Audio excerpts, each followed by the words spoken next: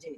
पहला हिस्सा है जिसमें मैं आपसे कुछ आपके अतीत, वर्तमान और हल्के फुल्के भविष्य के बारे में बात करेंगे, और एक सेशन का हमारा दूसरा हिस्सा है जिसमें तुषार भाई आपसे कुछ एक्सपर्ट क्वेश्चन करते हैं हमारे। ठीक है, तो हम पहला राउंड शुरू कर रहे हैं, और शुरुआत यही है कि आप इस व्यवसाय की शुरुआत, मतलब आप कैसे इस व्यवसाय में आए, कैसे आपने शुरुआत करी, उसके बारे में थोड़ा सा बताइए, थोड़ा सा बैकग्राउंड के बारे में बात करें। सबसे पहले आप सभी मेरे भाइयों को और बहनों को जो भी हमें सुन रहे हैं उनको, भैया आपकी आवाज कम आ रही है। आपकी आवाज थोड़ी सी कम है राकेश भाई।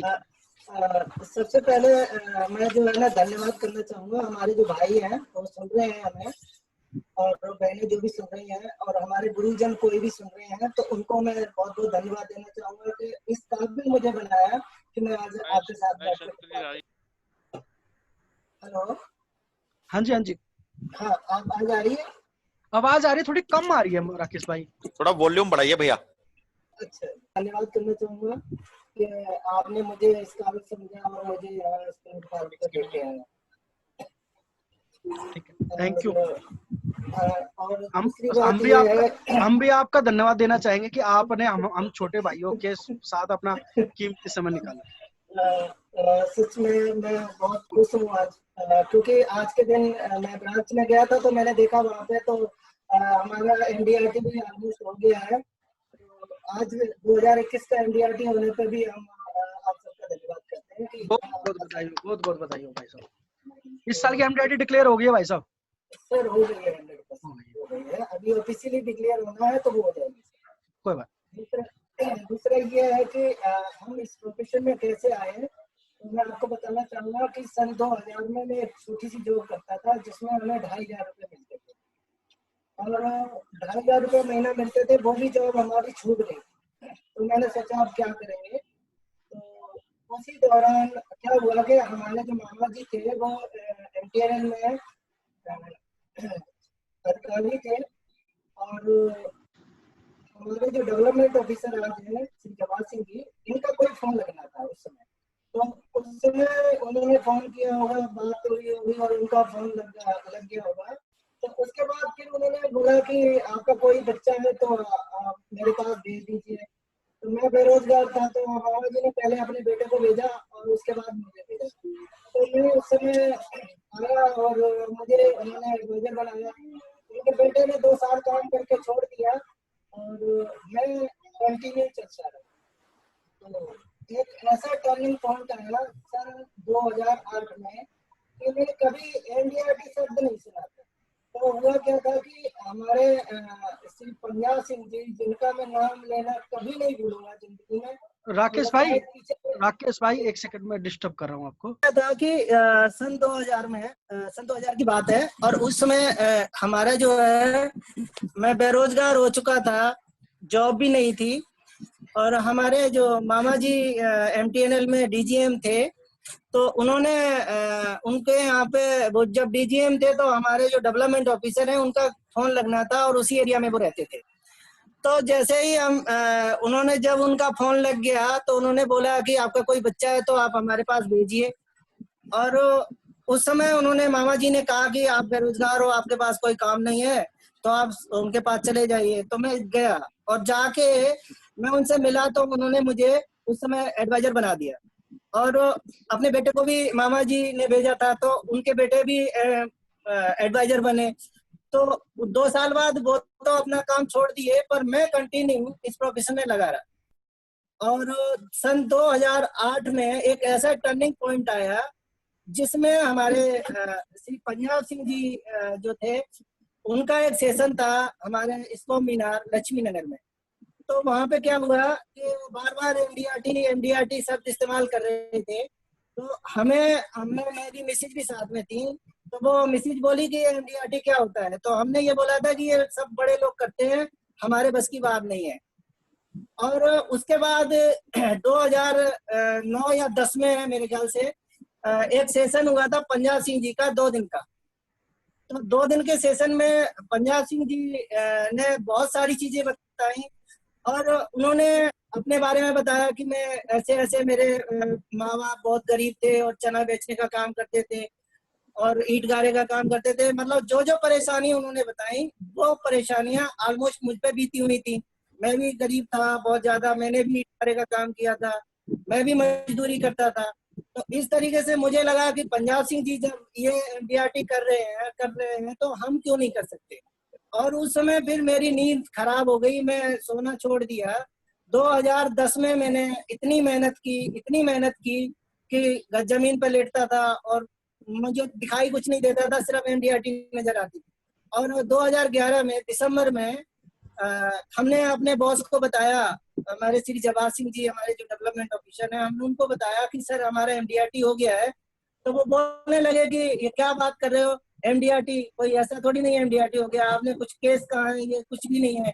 तो मैंने कहा नहीं सर आप दिखवा लीजिए। तो जगमोहन जी हमारे एडीएम थे उस समय, और उन्होंने जब रिकॉर्ड देखा तो उसमें थोड़ा सा कम था। तो हमने कहा सर अब ये 30 तारीख है और इसमें अब 2 दिन के 28 तारीख थी, सॉरी 28 दिसंबर की बात थी 2011 में। और जब हमने कहा सर हमारी कमीशन निकाल दीजिए, तो जब उन्होंने कमीशन निकाली तो हमारे जो वर्मा जी, के वर्मा जी थे, ब्रांच मैनेजर थे, और बोले कि राकेश सिद्धांतिक रूप से आप एमडीआरटी हो गए। तो पहला एमडीआरटी हमारा, और वो भी पार्ट टाइम था, मैं जॉब कर रहा था, पार्ट टाइम में एमडीआरटी हुआ था। तो मुझे बहुत खुशी हुई और उस दिन मुझे ऐसा लगा कि आज दिवाली का दिन है। अच्छा। और उसके बाद वहां पर हमारे जो एक हमारी टीम के ही एक व्यक्ति थे, सीएम क्लब मेंबर थे, तो उन्होंने बोला कि ये बाई चांस हुई है, कभी पहाड़ पे चढ़ते हैं तो सारे लोग नहीं वहां पे रुक पाते हैं। तो इस तरीके से जब उन्होंने बात करी तो मैंने एक निश्चय कर लिया था कि आज मैं एमडीआरटी हुआ हूँ और जब तक मैं जिंदा रहूंगा तो कंटिन्यू एमडीआरटी करता रहूंगा। और वो दिन आज दिन मैं कंटिन्यू एमडीआरटी हमारी हो रही है। तो मैं थैंक्स बोलूंगा हमारे पंजाब सिंह जी को और हमारे विकास अधिकारी जी, जिन्होंने मुझे इस लायक बनाया और यहाँ तक पहुंचाया। इस व्यवसाय में ना जब कोई भी एजेंट आता है तो दो चीजें होती है। एक तो या तो वो कुछ समय बाद टैड महसूस करते हैं, जो परेशानी आती है, या बहुत ज्यादा मोटिवेटेड होता है। ठीक है, लेकिन मैं आपसे पूछना चाह रहा हूँ, जब आपने इस व्यवसाय को शुरू करा सन 2000 में, और तो इस व्यवसाय में जो आपको परेशानियां आई, क्लाइंट नहीं है, क्लाइंट ने मना कर दिया, प्रोस्पेक्टिंग नहीं है, तो इनका सामना आपने कैसे करा? इन परेशानियों के लिए आपने कैसे कैसे क्या करा? एक्चुअली होता क्या था कि मैं बहुत छोटे लेवल पे काम कर रहा था और उस समय हमारे पास कोई ऑप्शन नहीं था, पार्ट टाइम था। तो मैं कैनोपी का इस्तेमाल करता था ज्यादातर, जब भी मुझे टाइम मिलता था। मैं 2011 के बाद ही फुल टाइम आया था इंश्योरेंस में। 2011 से पहले तो हम पार्ट टाइम थे। तो पार्ट टाइम में क्या होता था कि हम कैनोपी जब भी मौका मिलता था, रात को 9 बजे 10 बजे क्लाइंट के पास जाता था। तो धीरे धीरे करके हम काम कर रहे थे। और अब आज की डेट में हमारे परम मित्र जितेंद्र जी हैं, जिनसे हमने बहुत कुछ सीखा। उन्होंने जो जिस तरीके से आज वो मार्केटिंग कर रहे हैं, उस उन्हीं के लहजे पे मैं चल के मैं भी डेंटिस्ट का जो एक कैंप था वो लगाया, आंखों का कैंप लगा रहे हैं, कुछ कुछ एक्टिविटीज कर रहे हैं। तो उससे भी हमारे पब्लिसिटी भी हो रही है हमारे एरिया में और हमको बिजनेस भी मिल रहे हैं।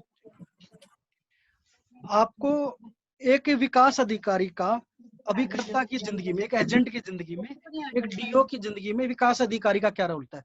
हमारे बीच में एक सेकंड भाई, एक सेकंड राकेश भाई, हमारे बीच में आपके पावर हाउस जिन्होंने आपकी जिंदगी बदली, और आदरणीय पंजाब सिंह जी भी अवेलेबल हैं आज। सर का बहुत बहुत स्वागत है। सर नमस्कार। नमस्कार। मतलब आज तो हमारा मुझे बहुत खुशी हो रही है। आज तो हमारा प्लेटफॉर्म धन्य हो गया। जी प्रणाम, आपकी वजह से आज मैं यहाँ पे हूँ। थैंक यू सर, आपसे भी हम 10 मिनट लेंगे। बाबूजी, आज मजा आ गया, दिल खुश हो गया बाबूजी, आज मेरी मेहनत वसूल हो गई है बाबूजी। Thank you. और रियली बाबूजी आप देख रहे होंगे, आप देख रहे होंगे, ये देखिए, आपने मुझे ऑनर किया था सिद्धार्था में, तो मुझे बहुत खुशी हुई थी। मिसिज भी मेरे साथ है, काजिम सर है, और आप देखिए यहाँ पे भी आपकी, तो मैं तो आपकी डेली पूजा करता हूँ। मैं तो आपके पैर छू के ही बाहर निकलता हूँ। ये आपका आशीर्वाद लेके ही मैं बाहर जाता हूँ। आज देखो, आपने लिंक भेजा तो हमने लगा लिया ना। खा पी के आराम कर रहे थे, अब तक तो हम सोने की तैयारी करते थे। बाबूजी Thank you. आज मैं धन्य हो गया बाबूजी, रियली बाबूजी मैं धन्य हो गया। मैं चाहता था कि अगर बाबूजी अपने सुनो, बेटे पे गर्व अगर करेंगे, धन्य हो सुनेंगे गए हो कुछ। ना, हेलो, आवाज आ रही है मेरी? जी बाबूजी आ रही है। अगर धन्य हो गए हो तो सीओटी कर दो इस बार। बाबूजी पक्का पक्का प्रॉमिस करता हूँ बाबूजी, पक्का प्रॉमिस करता हूँ सीओटी हो जाएगी। हाँ, तो इस बार सीओटी कर लो। जी बाबूजी पक्का होगी बाबूजी। आज मैं प्रण कर रहा हूँ और आपके आशीर्वाद से मैं बस। सीओटी करूंगा। 30 दिसंबर को हमारी सीओटी पक्का डिक्लेयर होगी बाबूजी। हाँ, तो इस बार सीओटी कर लो। जी बाबूजी, जी बाबूजी। तब हमें भी लगेगा कि तुम्हारी मीटिंग ज्वाइन करना सार्थक हो गया। बाबूजी रियली मैं आज प्रॉमिस कर रहा हूँ। मैं आज जो मैं कह रहा हूँ कि मैं पक्का सीओटी करूंगा और आपको मैं कॉल करके बताऊंगा बाबूजी। रियली मिलने भी आऊंगा आपके पास। वेरी गुड, बहुत अच्छे, बहुत अच्छे। जी बाबूजी, God bless thank you, you, God bless you, thank you God bless बाबूजी, you, God bless thank you. You बाबूजी, थैंक यू हो जाएगा, बाबूजी। बिल्कुल हो रियली जाएगा। मैं आपको बाबूजी मैं आपको बताता हूँ, ये देखिए बाबूजी, आपकी बुकें पढ़ता हूँ, आपकी बुकों से मुझे अरे प्रेरणा मिलती है। देखिए बाबूजी, देखिए बाबूजी, रियली बाबूजी देखिए, ये सारी बुकें आपकी हैं, 5 बुकें अरे मेरे पास है तुमने तो बाबूजी। सारी किताबें रखी हुई हैं, बाबूजी देखो सारी बुकें हैं मेरे पास, मैं आपकी बुकें सारी पढ़ता बुक हूँ तुम्हारे बाबूजी। पास है। टोटल बुकें पढ़ता हूँ बाबूजी, आपके अलावा और कोई बुक नहीं पढ़ता सर बाबूजी। Thank you, thank you. जी बाबूजी, सारी किताबें रखी हुई हैं। जी बाबूजी मैं बहुत रोता हूँ। कई बार मैं किताबें जब पढ़ता हूँ तो मैं बहुत रोता हूँ। जब मैं सोचता हूँ कि जब मैं किताबें पढ़ के इतना रोता हूँ तो बाबूजी ने लिखी होंगी तो कितना रोए होंगे। अरे सुनो, जब आंसू निकलते हैं ना तो अंदर से मैल निकल जाता है। बाबूजी पक्की बात है, मैंने आपकी किताबों में एक एक शब्द ऐसा है जिसको, और मैं आपको बताया बाबूजी, जो भी आज मैं हूँ, मैं दावे के साथ कहता हूँ, जहाँ पे भी मुझे बोलने का मौका मिला होगा, मेरे सामने मेरे पिता समान मेरे बाबूजी ही सामने आए होंगे और उनकी नहीं नहीं, दावत बिल्कुल मिली ठीक है। होगी तो मैं बोल रहा। तुम्हारी अपनी मेहनत है, ये तुम मेहनत करते हो, दिल के अच्छे हो, तुमको रिजल्ट मिलेगा ही। बाबूजी इसलिए ना आपने आज मेरा तुमको, जीवन, बाबूजी मैं आपको बताना चाहूंगा कि 2000 की नौकरी करता था, आज मैं 2.5 लाख रुपए पर मंथ कमा रहा हूँ बाबूजी, आपके आशीर्वाद से। अभी बहुत ऊपर जाओगे, अभी तो शुरुआत है। रियली बाबूजी आपके आशीर्वाद से ही मुझे सब कुछ मिल रहा है। आज तो मैं बहुत ही धन्य हो गया हूँ बाबूजी, सच बता रहा हूँ मैं आपको। मिलेगा और मिलेगा और मिलेगा, डोंट वरी, और मिलेगा और बहुत मिलेगा, बहुत मिलेगा, बहुत मिलेगा। रियली बाबूजी सच तो में अब आज मैं आपस में धन्य हो गया। सुनो, हेलो, आपस में बातचीत करो जैसे कर रहे थे ना, बातचीत करो आपस में।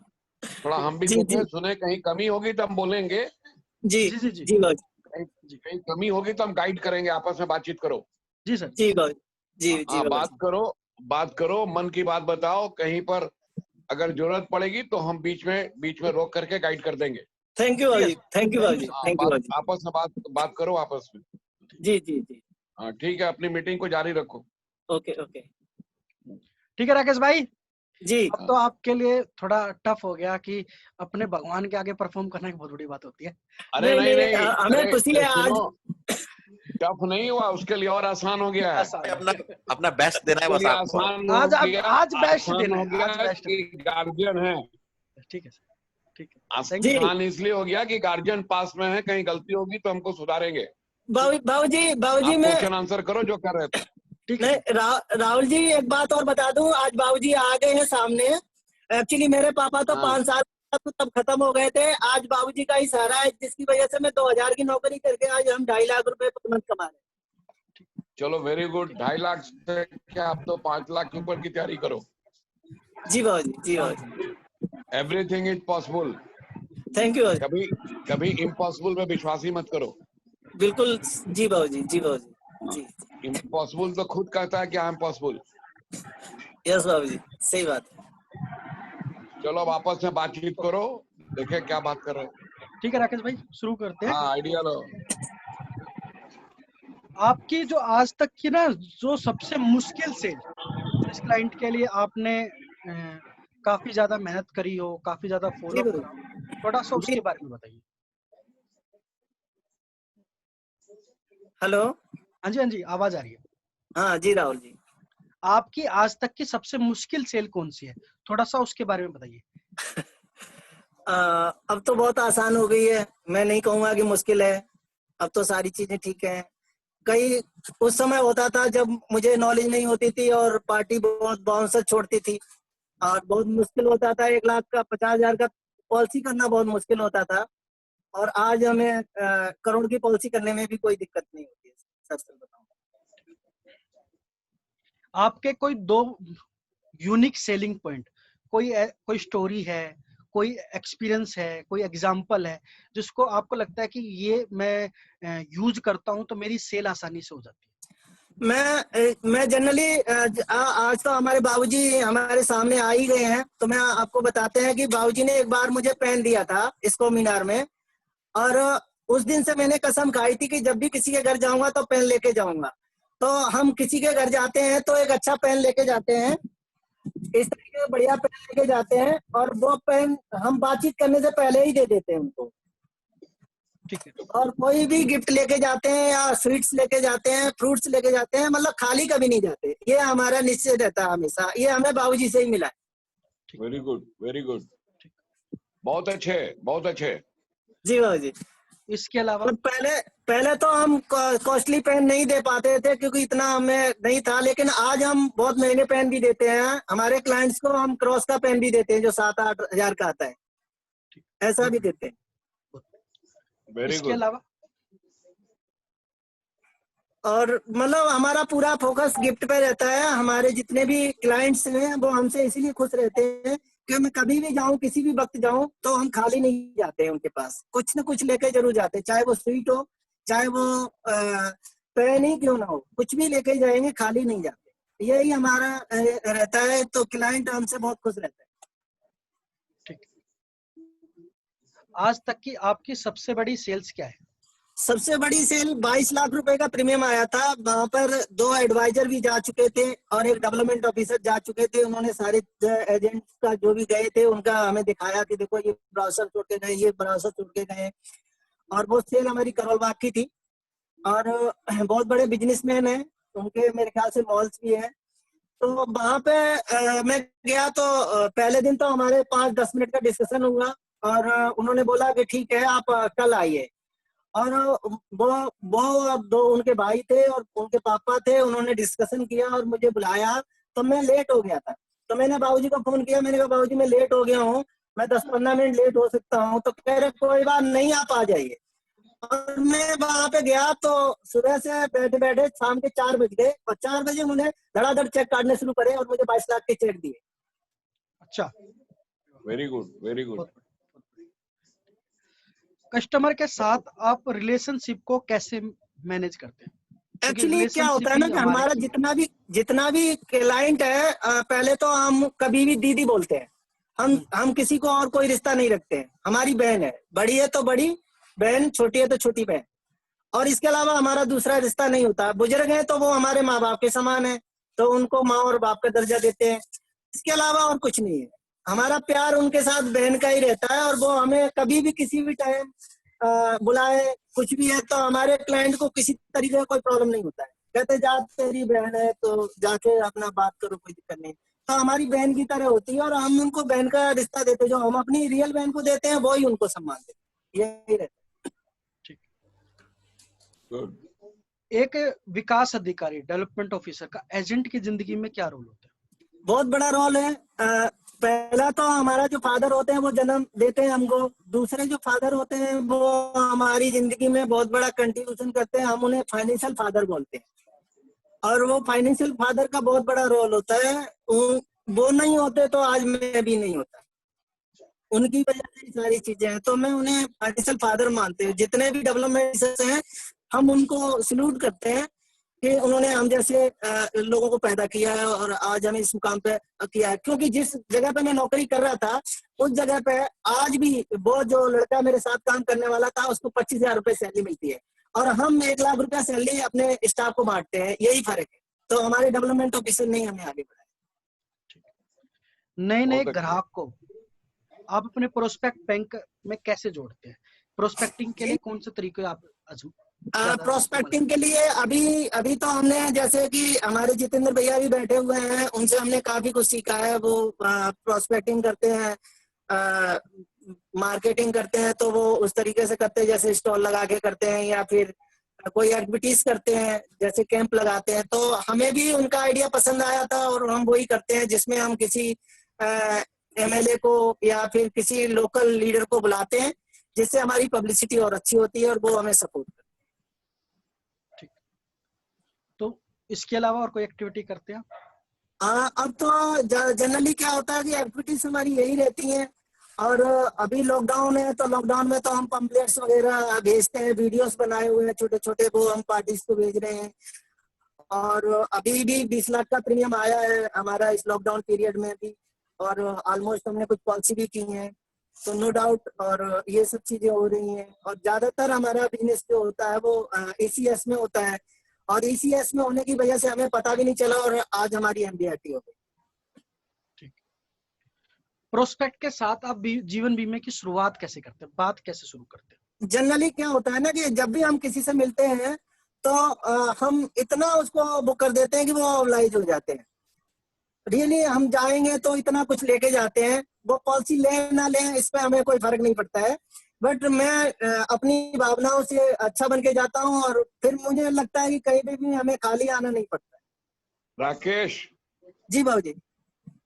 नहीं, उसका जो सवाल था, उसके सवाल को तुमने ठीक से समझा नहीं।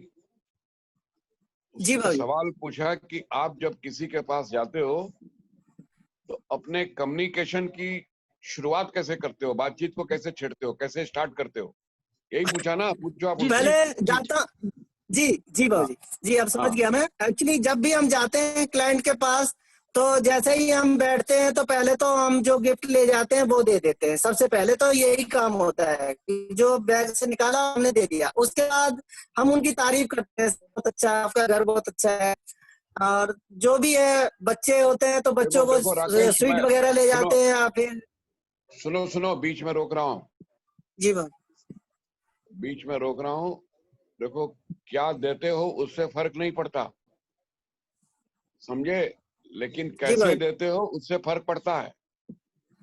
जी भाई। What you give, सुनो, what you give, that does not make any difference. But how do you give? That is more important. How do you give? जी भाई। तो एक चीज होती है कि आप जैसे ही पहले किसी के यहाँ एंट्री करते हो ना, तो जी आप भाई। कहते हो मैं जाते ही पहले, देखो, अगर आप कोई ऐसी चीज लेके गए हो, मान लो, सबसे पहले तो आप ये जान लो कि अगर किसी के घर में जाते हो, जी भाई। अपार्टमेंट की जगह होती है अलग अलग। जी भाई। कुछ अपार्टमेंट मिलती है घर में, जी भाई। कुछ अपार्टमेंट मिलती है दुकानों में, जी भाई। कुछ अपार्टमेंट मिलती है ऑफिस में। जी भाई। तो आप किसी की दुकान या जा सकते, अगर आप किसी के बिजनेस के प्रेमिसेस में जाते हो या ऑफिस में जाते हो या बिजनेस के प्रेमिसेस में जाते हो जी भाई। जहां से वो अपना बिजनेस कर रहा है, तो आप वहां पे स्वीट बॉक्स या फ्रूट्स लेके नहीं जा सकते। बाबूजी ज्यादातर हमारी मीटिंग होती है घर में होती है। सुनो, स्वीट बॉक्स नहीं, आगे के लिए ख्याल रखना जी कि भाई। किसी की बिजनेस की जगह पे अगर कोई जाओगे तो बिजनेस के जगह पे मिठाई का डब्बा या फल फ्रूट लेके कभी मत जाना। जी बाबूजी। जी। हाँ, जब किसी के घर जाते हो तो आप कुछ भी लेके जा सकते हो, जी उससे भाई। फर्क नहीं पड़ता। जी भाई। लेकिन आप, जैसे आपके हाथ में फ्रूट्स का थैला है, तो जाहिर है कि आप किसी के घर में जाओगे तो आपके हाथ में फ्रूट्स है, तो आप उसके टेबल पर तो रख दोगे, जी बाबूजी। टेबल पर रखोगे ना। जी जी बाबूजी। हो सकता है वो आपको बोले कि राकेश इसकी क्या जरूरत थी, जी जी बाबूजी। क्यों तकलीफ करते हो। जी जी। जिसके पास रखोगे तो उसके मुंह से निकलेगा ना जी कि जी। इसकी क्या जरूरत थी, क्यों तकलीफ करते हो। तो उस जी समय जी। ये कहना है कि सर, मेरी औकात नहीं है आपको देने की, जी जी बाबूजी। मेरी औकात आपको देने के लिए कहाँ से हो जाएगी। सही बात है क्योंकि बाबूजी। बच्चों के घर में आता हूँ तो खाली हाथ नहीं आना चाहिए, लेकिन मेरे में अंदर सामर्थ्य नहीं है कि मैं आपको दूं। मैं सही तो बात है। आपका दिया हुआ लेता हूँ, जी बाबूजी। जी बाबूजी। मैं तो आपसे लेता हूँ, मेरे पास देने की ताकत थोड़ी है, ये जरूर सही बात है बोलना है। बाबूजी। और जी बाबूजी। दूसरी चीज, जब जब किसी बिजनेस वाले के यहाँ जाते हो और मान लो वहां बिजनेस वाले के यहाँ पेन वगैरह दे सकते हो, लेकिन जाते ही पेन मत निकालो। जी सबसे पहले जाके अप्रिशिएट करो कि thank you very much for giving me the time. जी जी चाहते ही उसके घर की तारीफ मत करो, जी चाहते ही ये मत कहो कि आपका सोफा बहुत अच्छा है और आपकी कालीन बहुत अच्छी है, दीवारें बहुत अच्छी हैं। जी भाई। नहीं, पहले उस आदमी की तारीफ करो कि थैंक यू वेरी मच, मैं जानता हूं कि आपका टाइम कितना कीमती है, उसके बाद भी आपने हमको टाइम दिया। I am very much oblige to you, हम बहुत आभारी हैं आपके। पहला यस सेंटेंस भाई। ये हो। जी जी जी भाई। ओके, उसके जी भाई। बाद जब बिजनेस प्रेमिसेस में चलते हो तो बातचीत करके, बिजनेस हो या ना हो, लेकिन जी वापसी के समय में वहां अपना कार्ड और पेन सेट जो भी देना है दे करके छोड़ के आओ। जी भाई। ठीक है? जी जी या बीच में भी कभी दे देते हो तो सर मैं मेरी औकात नहीं है कि आपको दूं, लेकिन ये टोकन ऑफ रेस्पेक्ट है, टोकन ऑफ लव है जो मैं जी। आपके लिए लाया हूँ। उसके बहुत बाद अच्छा, टेबल पर रखो। बहुत अच्छा लगा जी, ठीक बात। के समय क्या बोलते हो ये ज्यादा इम्पोर्टेंट है। दी हुई चीज से उतना खुश नहीं होता। जब कोई चीज देते हो तो उसका देने का तरीका एक अलग है। तुम उस पर दे के जी भाई। एहसान मत दिखाना। वो तुम्हारी चीज को एक्सेप्ट कर लेता है तो उसने तुम पर एहसान किया है। ख्याल रखना इस बात को। Yes sir. जी देने भाई। वाला एहसान नहीं करता, देने वाला एहसान नहीं करता। इस मेंटेलिटी से कभी मत देना कि मैं बड़ा हूं, मैं दे रहा हूं। देने जी वाला भाई। एहसान नहीं करता, एक्सेप्ट जी करने जी वाला एहसान करता है, जिसने एक्सेप्ट कर लिया। इसलिए जी वहां भाई, आंखें नीची बिल्कुल। रहेंगी। समझे? जी भाई। जी देना भाई। भी है और आंखें भी नीची रखना है। बिल्कुल चलो अब भाई, अपनी ठीक बात। बातचीत करो। थैंक यू भाई। Thank you sir, thank you, thank you. जी राकेश भाई, मेरा अगला सवाल है, जी। ट्रेनिंग का हमारे व्यवसाय में कितना महत्व है? ट्रेनिंग का बहुत बड़ा जो है रोल है। जैसे कि हमारे बाबूजी आज हमारे सपोर्ट में बैठे हुए हैं और मुझे लग रहा है कि मेरे सर पे पूरा हाथ है उनका, और अच्छा लग रहा है बहुत ज्यादा।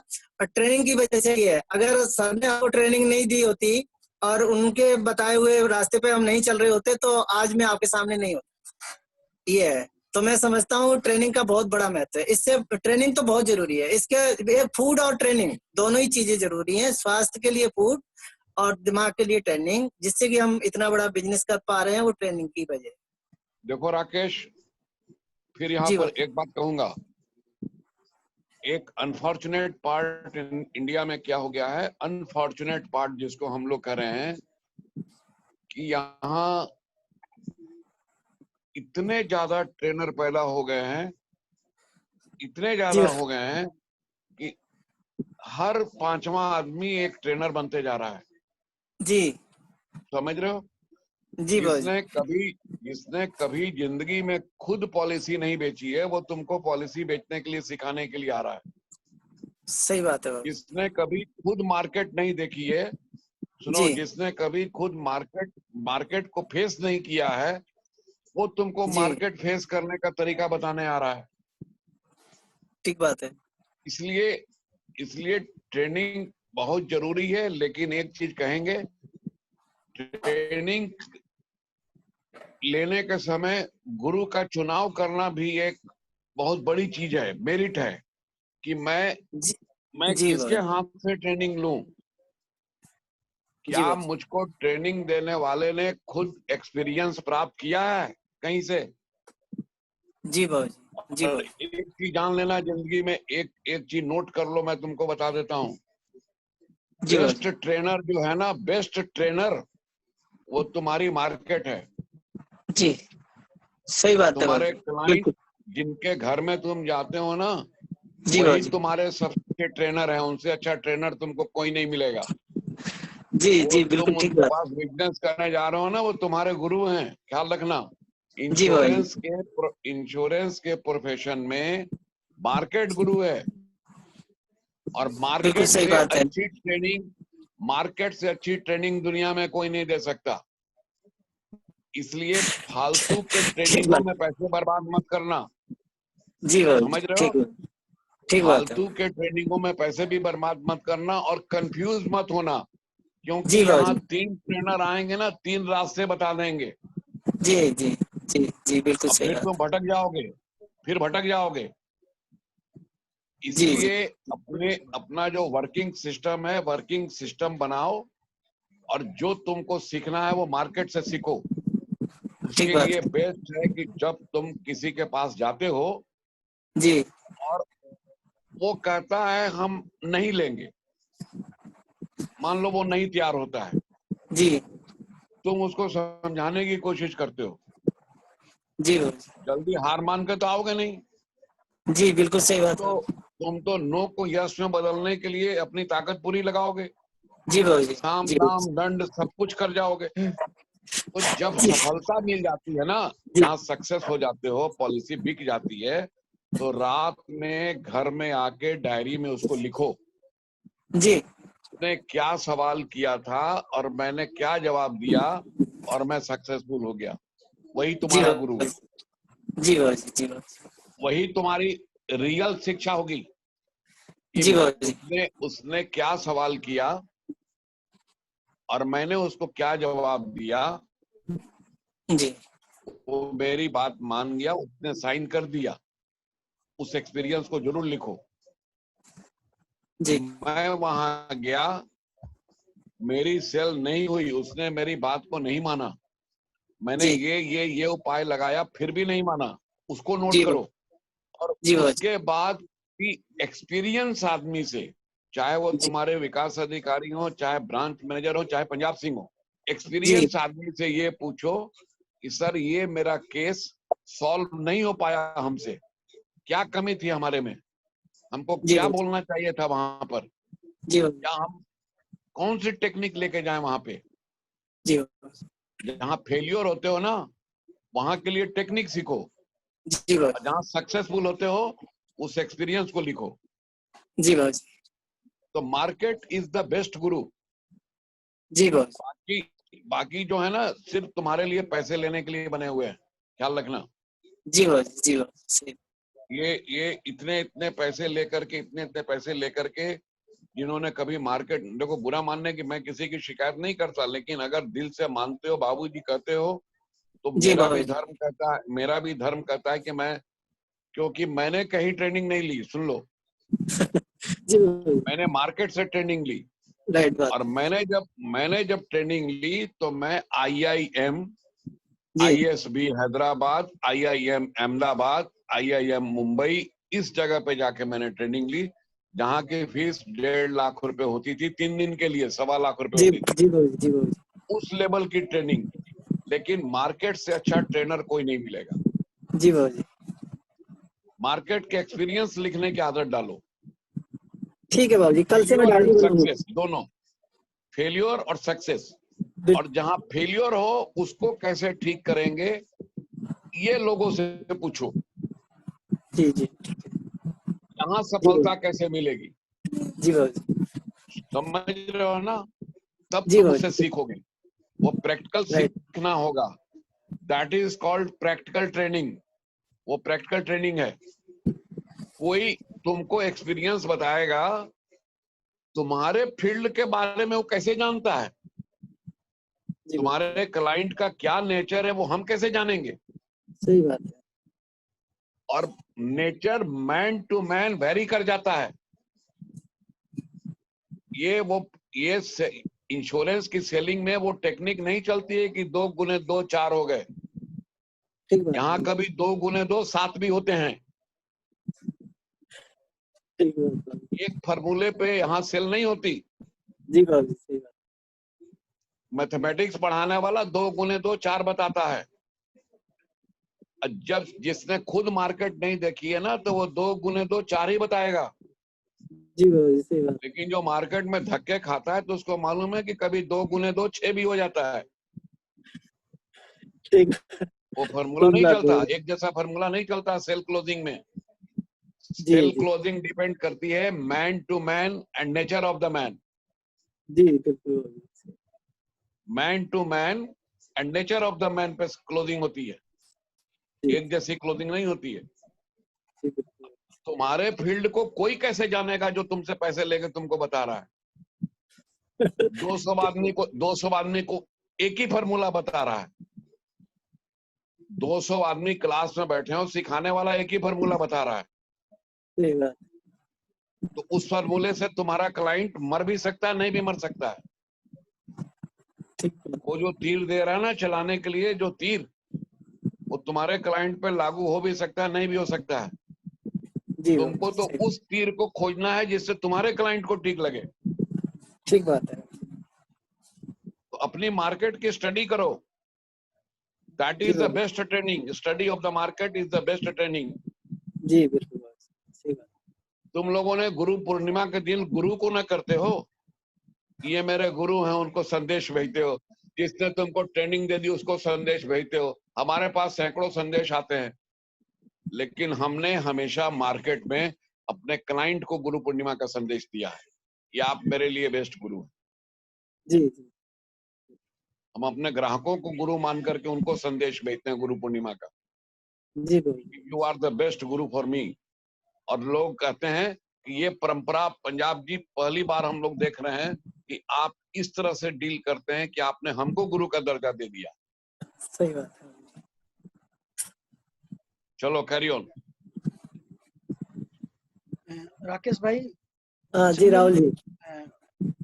जनरली है ना, एक छोटी सी प्रॉब्लम होती है हमें कि जी प्रेजेंट क्लाइंट के पास पहुंच के बात भी शुरू हो गई, प्रेजेंटेशन भी हो गई, लेकिन जो एक मोमेंट आता है चेक और कैश मांगने का, क्लोजिंग का, तो वो कई बार हम ओवरकम नहीं कर पाते। बहुत बार क्या होता है, क्लाइंट हाँ हाँ करता है तो हम ये सोचते हैं हाँ ठीक है सर अगली बार कब आऊं, खुद ही हम उसको पोस्टपोन कर देते हैं, या खुद ही चेक नहीं मांग पाते या कैश नहीं मांग पाते। तो इसके लिए आप क्लोजिंग के लिए कोई ट्रिक इस्तेमाल करते हैं, कोई तरीका आप सेल्स के दौरान इस्तेमाल करते हैं कि चेक या कैश मांगना आसान रहे? एक्चुअली होता क्या है कि ज्यादातर हम सफल तब होते हैं जब वो घर पे होता है क्लाइंट, ठीक है। और वो ऑफिस में होता है तो सफल नहीं हो पाते इतनी जल्दी, वहां परेशानी आती है। घर पे होते हैं तो हम इतना इमोशनल कर देते हैं उनको कि मजबूरी में वो चेक देना ही पड़ता है उनको। और वो हमने सर से सीखा है, जो हमारे आपको तो और उन्हीं का आशीर्वाद है। मैं कहना चाहूंगा कि आज मैं 2011 से लेके आज तक मैं अपनी ब्रांच का टॉपर हूँ, नंबर 1 हूँ नंबर ऑफ पॉलिसीज। तो वो जो थोड़ा सा इमोशन के कुछ क्वेश्चन है वो बताओ हल्के फुल्के। एक्चुअली क्या होता है, फैमिली साथ में होती है तो जो चीजें मैं बोलता हूँ और मैं इतना इमोशनल हो जाता हूँ कि मेरा कई बार आंसू निकल जाता है। ठीक है। और वो क्लाइंट फिर रुमाल लेके अपना आंसू पोंछता है। ऐसा कर देता हूँ कई बार, तो फिर दिक्कत नहीं होती है। सब जगह तो सफल नहीं होता हूँ, पर कुछ जगह में ऐसे इमोशनल करके सफल हो जाता। ठीक है, तो मतलब आप प्रेजेंटेशन पे IRR और इन चीजों पे बात नहीं करते, नहीं नहीं नहीं, आप बात हाँ करते हैं रिलेशनशिप और बिल्कुल इमोशन। बिल्कुल बिल्कुल। देने लेने वाली कोई बात नहीं होती है वहां पे, IRR नहीं चलता है। इमोशनल इंश्योरेंस फैमिली के लिए होता है, और वो फैमिली के पर्पज से वो इतना हम इमोशनल कर देते हैं। वो हमने सर से ही सीखा है कि सर से बात करते करते सर 2 मिनट में इतना कर देंगे गंभीर की मतलब आपको रोना ही पड़ेगा। तो वो बाबूजी है हमारे पीछे सपोर्ट में। राकेश जी बाबूजी। उसके सवाल को तुमने समझा? उसने क्या कहा? उसने IRR कहा। IRR का मतलब क्या होता है?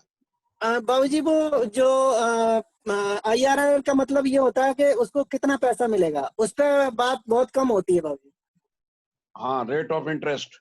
जी बाबूजी, जी बाबूजी, उस पर बहुत कम बात होती है। उसने रिबेट के बारे में नहीं पूछा है। उसने रिबेट के बारे में नहीं पूछा। नहीं नहीं, रिबेट के बारे में नहीं बात कर रहा हूँ, वो लेना देना की मतलब सुनो, उसके कहने का मतलब था कि आप IRR टॉपिक निकलता है कि नहीं, माने आप सिर्फ इमोशन पर क्रॉस कर लेते हो या उसको मैथमेटिक्स भी बताते हो? नहीं नहीं, इमोशनल ज्यादातर इमोशनल होता है। मतलब रिटर्न की कोई बात नहीं होती, इतना दिया इतना मिला ऐसी कोई बात नहीं होती।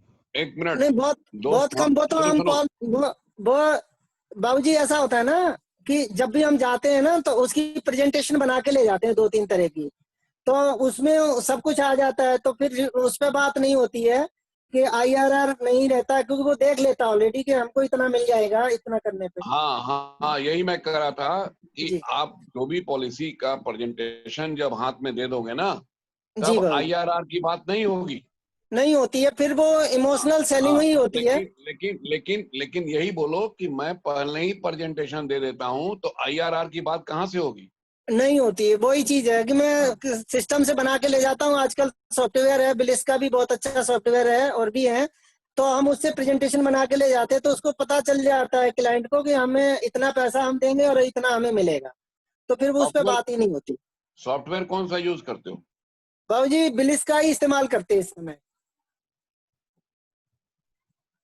अरे हमने तो बिलीव नहीं, हम तो डाटाकॉम को ही देखते हैं, डाटाकॉम से ही शुरू से हम जुड़े हुए हैं। डाटा कॉम भी है, पर सिंपल सी प्रेजेंटेशन बन जाती है, तो इसलिए हम इसको इस्तेमाल करते हैं, आसान होता है थोड़ा सा।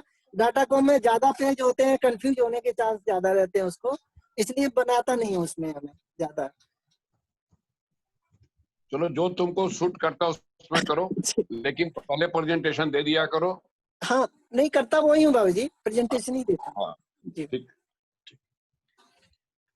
एक सवाल ये है कि मार्केटिंग और ब्रांडिंग का हमारे बिजनेस में क्या रोल है, और आप क्या क्या एक्टिविटी करते हैं मार्केटिंग और ब्रांडिंग की? एक्चुअली क्या होता है ना कि पहले तो हम कैनोपी वगैरह लगाते थे, और अभी हम कुछ कोल्ड कॉलिंग भी कराते हैं, स्टाफ रखते हैं, लड़कियों को रखते हैं एक दो को, तो वो कोल्ड कॉलिंग करती हैं, उससे भी कुछ बिजनेस आता है। ज्यादातर ब्रांडिंग जो हमारी होती है, जैसे कि हमने कोई कैंप लगाया तो वहां पे बहुत सारे लोग देखते हैं, उससे भी होता है। और पंपलेट जो होते हैं, हमारे जो तुषार भाई साहब हैं, तो वो हमारे पंपलेट्स बनाते हैं, बहुत अच्छे अच्छे पंपलेट्स होते हैं उनके, वो उनसे होता है। और कैलेंडर से हम ज्यादा संख्या में बनाते हैं ताकि बहुत सारे लोगों को कैलेंडर पहुंच सके, तो ये ज्यादातर रहता है। पंपलेट्स का बहुत ज्यादा बड़ा रोल है, वो हम बहुत ज्यादा करते हैं मार्केट में, अपने अड़ोस पड़ोस में, जहाँ पे भी ज्यादा से ज्यादा हम जहाँ पे भी जाते हैं वहां पे भी पंपलेट डिस्ट्रीब्यूट करते हैं, उससे भी हमको फायदा मिलता है। और हमारे पास अभी 6 लोगों का स्टाफ है, तो मार्केटिंग भी हम कराते हैं लड़कों से, कई तरीके से होता है। जैसे कि अभी तो हम अभी तो नहीं चल रहा है कुछ भी लॉकडाउन की वजह से, तो हम अपने मोबाइल से व्हाट्सएप वगैरह पे भेजते हैं, बट ज्यादातर हमारा ये रहता है कि जैसे कि हमारे जितेंद्र जी बैठे हुए होंगे, उनसे मैंने बहुत सारी चीजें सीखी हैं। तो हमने अभी दांतों का कैंप लगाया था, किसी लीडर को बुलाया था और वो आए थे, तो उसमें हमारी पब्लिसिटी बहुत ज्यादा हुई थी, उसमें कुछ पॉलिसी भी निकली थी, हमने काफी उसमें बिजनेस भी निकाला। तो इस तरीके से हमने आंखों का कैंप भी लगाया था। इस तरीके से इसमें हमें बहुत अच्छा लगता है। जैसे कि रामलीला मैदान में मेला वगैरह लगता है जो हमारे कुछ जगह पे, वहां पे भी हम करते हैं। और सोसाइटीज में, जैसे हमारे यहाँ जहाँ पे हमारा ऑफिस है, वहां पे 106 सोसाइटी है, तो वहां पे क्या है ना कि हम जैसे सोसाइटी में परमिशन लेके वहां पे कुछ पैसा देना पड़ता है, और देके फिर वहां पे भी हम अपनी कैंपिंग करते हैं। तो ये हमें उससे भी हमें बहुत अच्छा रिजल्ट आता है, क्योंकि काफी लोग मिल जाते हैं, ये रहता है। और एक चीज और बताना चाहूंगा कि जो सोसाइटीज में हम कैंप लगाते हैं ना, तो वहां पे जो वहां का प्रेसिडेंट होता है, और लोग होते हैं, सेक्रेटरी होते हैं, 5 से 7 लोग होते हैं, तो उनको भी हम ऑनर करते हैं, अ, मतलब गुलदस्ता देके या शॉल से, इस तरीके से हम ऑनर करते हैं, तो वो लोग भी ज्यादातर खुश हो जाते हैं, तो फिर वहां पे हमें आने जाने में दिक्कत नहीं। ठीक ठीक। अभी एक हमारी जिंदगी में एक ऐसा पीरियड आया जिसके बारे में किसी ने सोचा नहीं था, कोविड का पीरियड। कुछ जी। लोगों ने इसे अपॉर्चुनिटी माना, कुछ लोगों ने इसे पर परेशानी माना। तो लेकिन जैसे आपने बताया कि एमडीआरटी हो गई और 20 लाख प्रीमियम आया, तो मुझे ऐसा महसूस हुआ कि आपने इसे अपॉर्चुनिटी ही माना है। तो इस कोविड के टाइम पर आपने अपने बिजनेस के लिए क्या क्या एक्टिविटी करी? क्लाइंट रिलेशनशिप के लिए क्या करा, ब्रांडिंग के लिए कोई एक्टिविटी करी हो, क्लाइंट से मिलने के लिए कोई अलग तरीका अपनाया हो, उसके बारे में थोड़ा सा? एक्चुअली क्या है कि अभी ऐसे वक्त में ज्यादातर हमने फोन पे ही क्लाइंट से बात की है, ठीक है। ज्यादातर लोगों के हाल चाल पूछे हैं, फोन पे ही बात हुई है। और कुछ लोगों ने हमें बुलाया है, आज भी बुला रहे हैं। कुछ लोग जो है वैसे प्रीमियम जमा कर देते थे, कुछ लोगों ने बड़े बड़े प्रीमियम थे तो उन्होंने घर पे बुलाया है, और मतलब थोड़ा सा उन्होंने सैनिटाइजिंग वगैरह करके जैसे भी है, और उन्होंने हमें चेक दिए हैं, और इस तरीके से हम उनसे मिले भी हैं। ऐसा नहीं है, हमने अप्रैल में भी कलेक्शन की है, मई में भी कलेक्शन की है, और बहुत ज्यादा फर्क नहीं पड़ा है।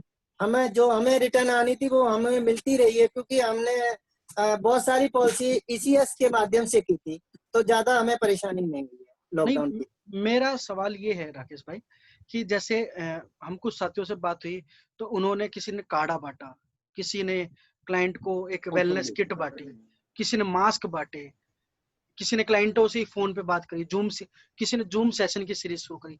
आपने कोविड-19 में कोई नई चीज शुरू करी इस लॉकडाउन के पीरियड में? कोई नहीं, ऐसी हमने लोगों के हालचाल ही पूछे हैं, फोन पे ही पूछे हैं, ऐसा हमने कोई और एक्स्ट्रा कुछ नहीं किया है। एक्स्ट्रा कुछ? जनरली हम भी घर में ही रहे ज्यादातर, और जो भी था हमने हालचाल पूछते रहे कि कोई नीड है तो आप बताइए, हम आपके पास आ जाएंगे, क्योंकि हमने एसेंशियल पास का अपने उस पे लगा रखा था गाड़ी पे, तो हमने कहा हमें आने में कोई तकलीफ नहीं होगी, अगर किसी को आप बुलाना चाहते तो हम आ जाएंगे, कोई भी प्रॉब्लम है तो। ठीक।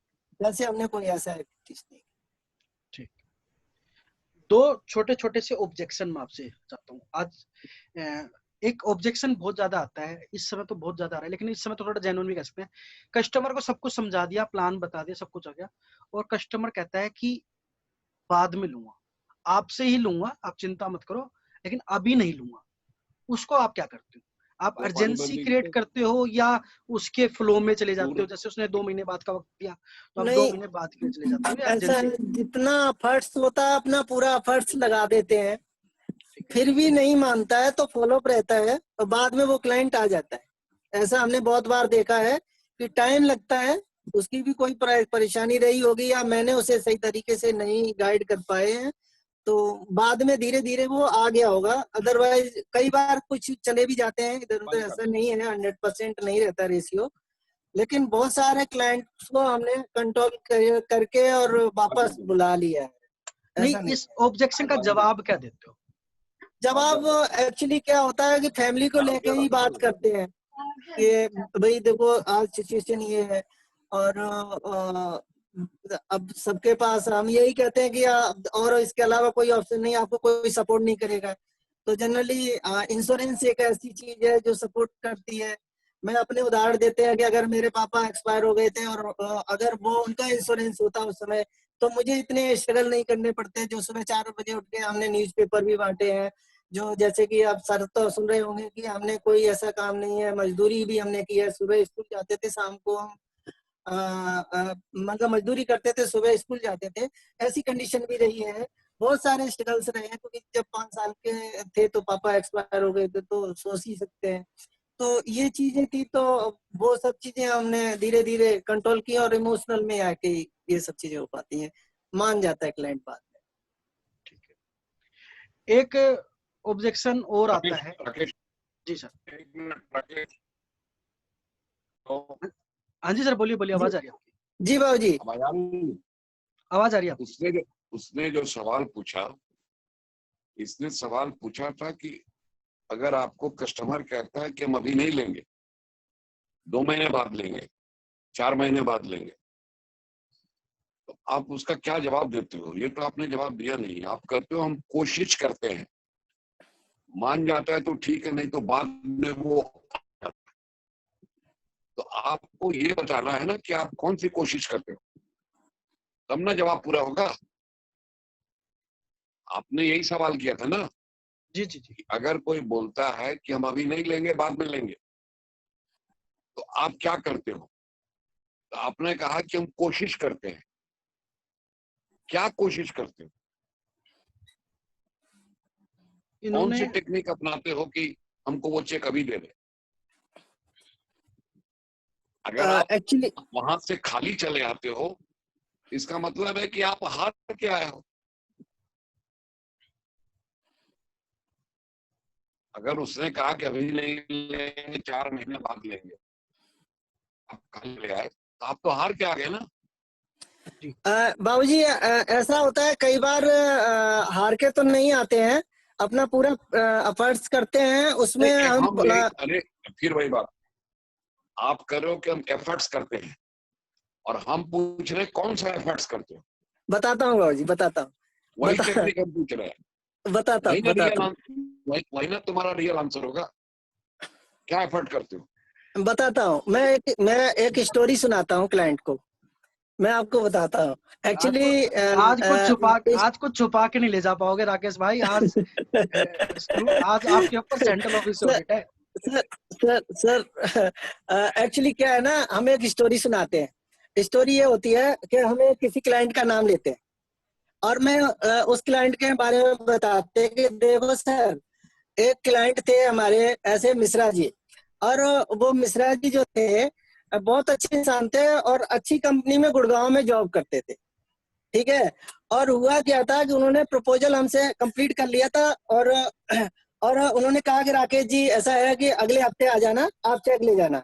मैं चला आया, मैं फिर कोई दिक्कत नहीं, फिर मैं गया। एक दिन ऐसे बारिश हो रही थी और उस बारिश में मैं गया मिश्रा जी के पास, तो हमें पकौड़े भी खिलाए, उन्होंने बातचीत भी की और घर में बहन बैठी थी, उनके सामने, बच्चों के सामने सारी बातें हुई और उन्होंने पॉलिसी भी ले ली और चेक भी दे दिया। जैसे ही मैं घर पहुंचा तो उन्होंने बोला कि राकेश जी ऐसा है कि अभी मेरे पापा को कुछ प्रॉब्लम है और ये चेक अगले हफ्ते डालना। और मैं क्लाइंट को बोलता हूँ कि सर वो उनका मैंने चेक लेके आया और मैं बहुत खुश था। और जब उन्होंने बोला कि फोन पे कि अगले हफ्ते आना, अगले हफ्ते चेक डालना, ऐसा बोला, तो मैंने कहा कोई बात नहीं। अब मैं भी संतुष्ट हो गया था कि पॉलिसी बनी गई है तो अगले हफ्ते चेक डाल देंगे। लेकिन 2 दिन बाद उनका एक्सीडेंट हो गया और उस बिचारी बहन को कुछ नहीं मिला और उसे वापस गढ़वाल जाना पड़ा जहाँ के वो लोग थे। तो ये चीज है, वक्त का पता नहीं होता है। सर आप देख लो, आज आपके पास मौका है, मेरे को भी टाइम है, क्योंकि मेरे पास भी 4000 क्लाइंट है, हम भी इतनी जल्दी आपके पास नहीं आ पाएंगे। ऐसा हम कुछ बोलते हैं उसको, एक स्टोरी भी, 2 स्टोरी, जनरली हम स्टोरियां सुनाते हैं, उससे वो भयभीत हो जाता है। फिर कई बार चांस होता है मुंह में मिल जाता है। ये दूसरी स्टोरी कौन सी सुनाते हैं? अरे दूसरी, एक मिनट, दूसरी कोई भी स्टोरी सुनाएगा तो ये मिलती जुलती आदमी का नाम बदल दे बस, ठीक है। क्योंकि ऐसा होता है ना, कहने का मतलब है ना, एक मिनट, बहुत सारी चीजें होती हैं। राकेश भाई एक बार सर बोल रहे हैं। मृत्यु का भय दिखाते हो, अनसर्टेन है, मृत्यु कभी भी आ सकती है, इसलिए हमको मत टालो। जी कहने जी, का मतलब यही होता है। लेकिन ऐसा होता है कि जब मैं ये स्टोरी सुना रहा हूँ, आज तो मैं आपके सामने सुना रहा हूँ तो मैं हंस रहा हूँ, जनरली उस स्टोरी में हम रो जाते हैं। वो हम सब समझ गए, वो हम सारी एक्टिंग समझ गए, वो एक्टिंग हमको बताने की जरूरत है नहीं। जो आप बोल रहे हो ना, ये तो हमारी किताब में लिखा हुआ है। जी बाबू जी, मैं ज्यादातर फॉलो आपकी से ही करता हूँ बाबू जी। आप जो बोल रहे हो वो तो मैंने अपनी किताब में लिख दिया है स्टोरी।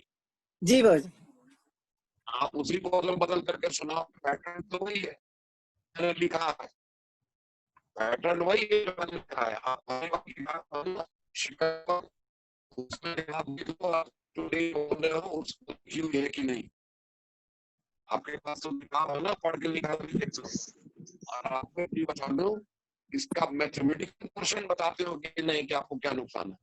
जी आपको एक चीज, मेरा टाइम हो गया सोने का, मैं एक चीज बता दूं, अगर कोई 4 महीने डिले करता है ना, जी बाबू, 4 महीने अगर कोई डिले करेगा, हेलो जी बाबू, जी बाबू, सर एक छोटी सी मैं आपसे रिक्वेस्ट करूंगा कि आप अपना वीडियो बंद कर लीजिए। आपके साथ नेटवर्क में प्रॉब्लम है तो ऑडियो बिल्कुल क्लियर आएगी। हाँ वही मैं कह रहा हूँ, थोड़ा प्रॉब्लम आई है इसमें। हाँ, क्योंकि हम आपकी कुछ बातें समझ नहीं पा रहे, नेटवर्क की वजह से रह जा रही है। हाँ, अब आपकी आवाज आएगी। मैं ये बता रहा हूँ, आपने ये तो उसको मृत्यु का भय दिखाया जी, लेकिन अगर वो डिले करता है तो पैसे का बेनिफिट,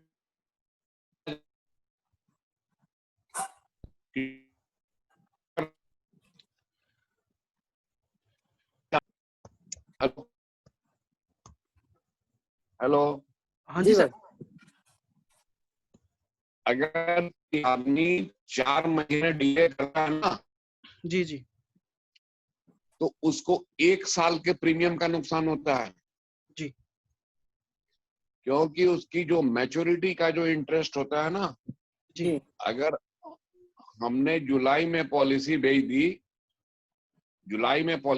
दी, मान लो उसका प्रीमियम 50,000 है, 50,000 प्रीमियम है, और मान लो उसकी मैच्योरिटी जो है 20 लाख रुपए है, जी। हमने जुलाई में अगर पॉलिसी भेज दी, 50-55 हजार प्रीमियम लिया और 20 साल उसको मैच्योरिटी दे रहे हैं, 20 लाख, 20 साल के बाद उसको 20 लाख रुपए दे रहे हैं। जी। बात समझ रहे हो? हाँ जी, हाँ जी। लेकिन वो कहता हम अभी नहीं लेंगे, 4 महीने के बाद लेंगे। जी। तो 4 महीने के बाद का मतलब है कि जुलाई के बाद अगस्त, सितंबर, अक्टूबर, नवंबर। जी। 4 महीने बाद कब आते हैं? नवंबर में। जी। तो ये समझाना होता है कि अगर आप अभी पॉलिसी ले लेते हो, चाहे क्वार्टरली स्टार्ट करते हो, चाहे ईसीएस से स्टार्ट करते हो। जी। मान लो आप ईसीएस से स्टार्ट करोगे तो 5,000 रुपये महीना आएगा, कम आएगा उससे कुछ। हाँ जी, हाँ जी।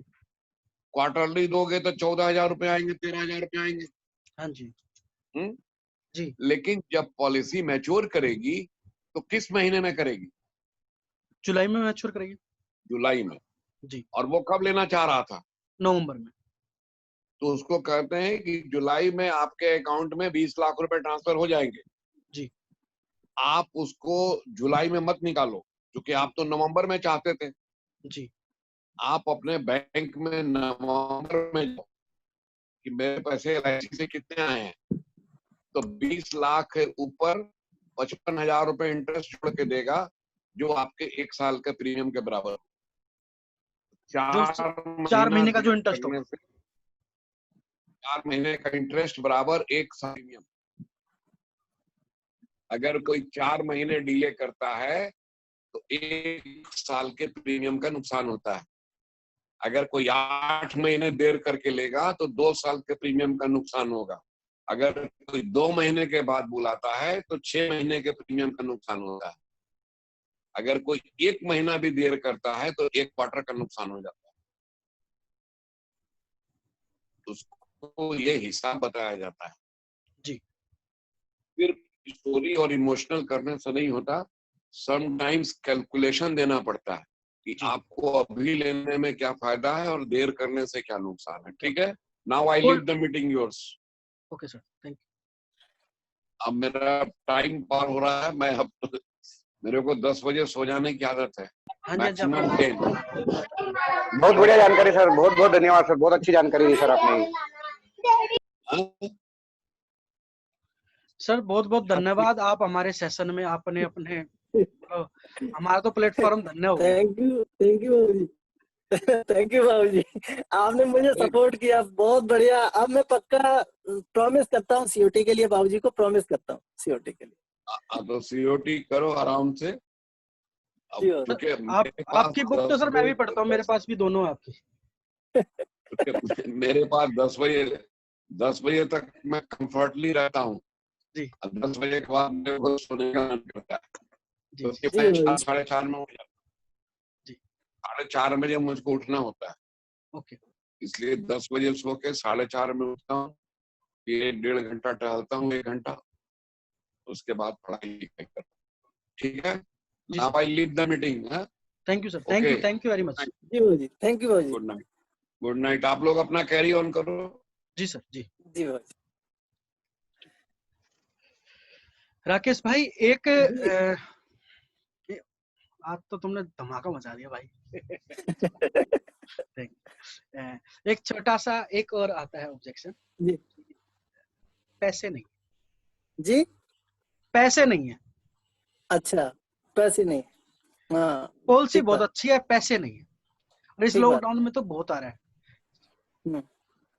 ऐसा है, इस पे हम इस पे ये बोलते हैं कि आपके पास पैसे नहीं है ना, यही बोलते हैं। मैं कहता हूँ ठीक है, मैं कहता हूँ कि सर आप कहीं जॉब करते हैं? कहता हाँ जॉब करता हूँ। ठीक है, तो मैं बोलता हूँ कि आपको कितना पैसा मिलता है ना, तो बोलता है 30,000 रुपये मिलता है। तो मैं कहता हूँ कि अच्छा ठीक है, आपको 30,000 रुपये मिलता है। अगर आपका मालिक ये कहे कि आपको 6 महीना, 1 साल, 2 साल हमारे जो है काम में कुछ प्रॉब्लम आ रहा है, जिसकी वजह से मैं आपको निकाल नहीं रहा हूँ, पर ऐसा कर सकते हैं कि आपको 3,000 रुपये कम देंगे। ठीक है, तो आप क्या करोगे? आप जॉब छोड़ दोगे या आप फिर जॉब करोगे? तो बोलता है जॉब करेंगे, इमीडिएट तो मिलेगा नहीं तो जॉब करेंगे। तो मैं बोलता हूँ कि ठीक है, आप यही सोच लो कि अगर मुझे 100 रुपए डेली देना चाहते हो 30,000 की नौकरी में आपका पूरा नहीं पड़ता है, तो आप ऐसा करो, आप ये सोच लो कि हमको हमारा मालिक 3,000 रुपए कम दे रहा है, जिससे आपको क्या होगा कि आपका 3,000 रुपए का बचत हो जाएगा। इन फ्यूचर आपके साथ कुछ भी होता है तो ये 3,000 रुपए से आपके परिवार को बहुत बड़ा रकम मिल जाएगा, जिससे परिवार को कुछ भी प्रॉब्लम नहीं होगा। ऐसा बोल के हम उनको कन्विंस करने की कोशिश करते हैं। ठीक। आप किस सेगमेंट में ज्यादा काम करते हैं? चिल्ड्रन सेगमेंट में? एक्चुअली retirement पहले तो segment? हमारे गरीबी बहुत थी, तो हमने छोटा सेगमेंट चुना था। फिर धीरे धीरे हमें पब्लिसिटी हुई, लोगों को पसंद आने लगा, तो अभी हमारे पास मीडियम और मीडियम से हाई भी हो गया है, क्योंकि हमारे साथ अभी पॉलिटिशियन भी आ गए हैं, डॉक्टर इंजीनियर भी आ गए हैं, काफी लोग आ गए हैं। तो ऐसी कंडीशन में क्या होता है कि कोई भी सेगमेंट, अभी क्या है ना कि सेगमेंट हमारा नॉर्मल जो नीचे वाला था वो डाउन हो गया है, ठीक है ना, तो अभी हम उस पर कोई फोकस नहीं कर रहे, अभी मीडियम और मीडियम से ऊपर पे बात कर रहे हैं।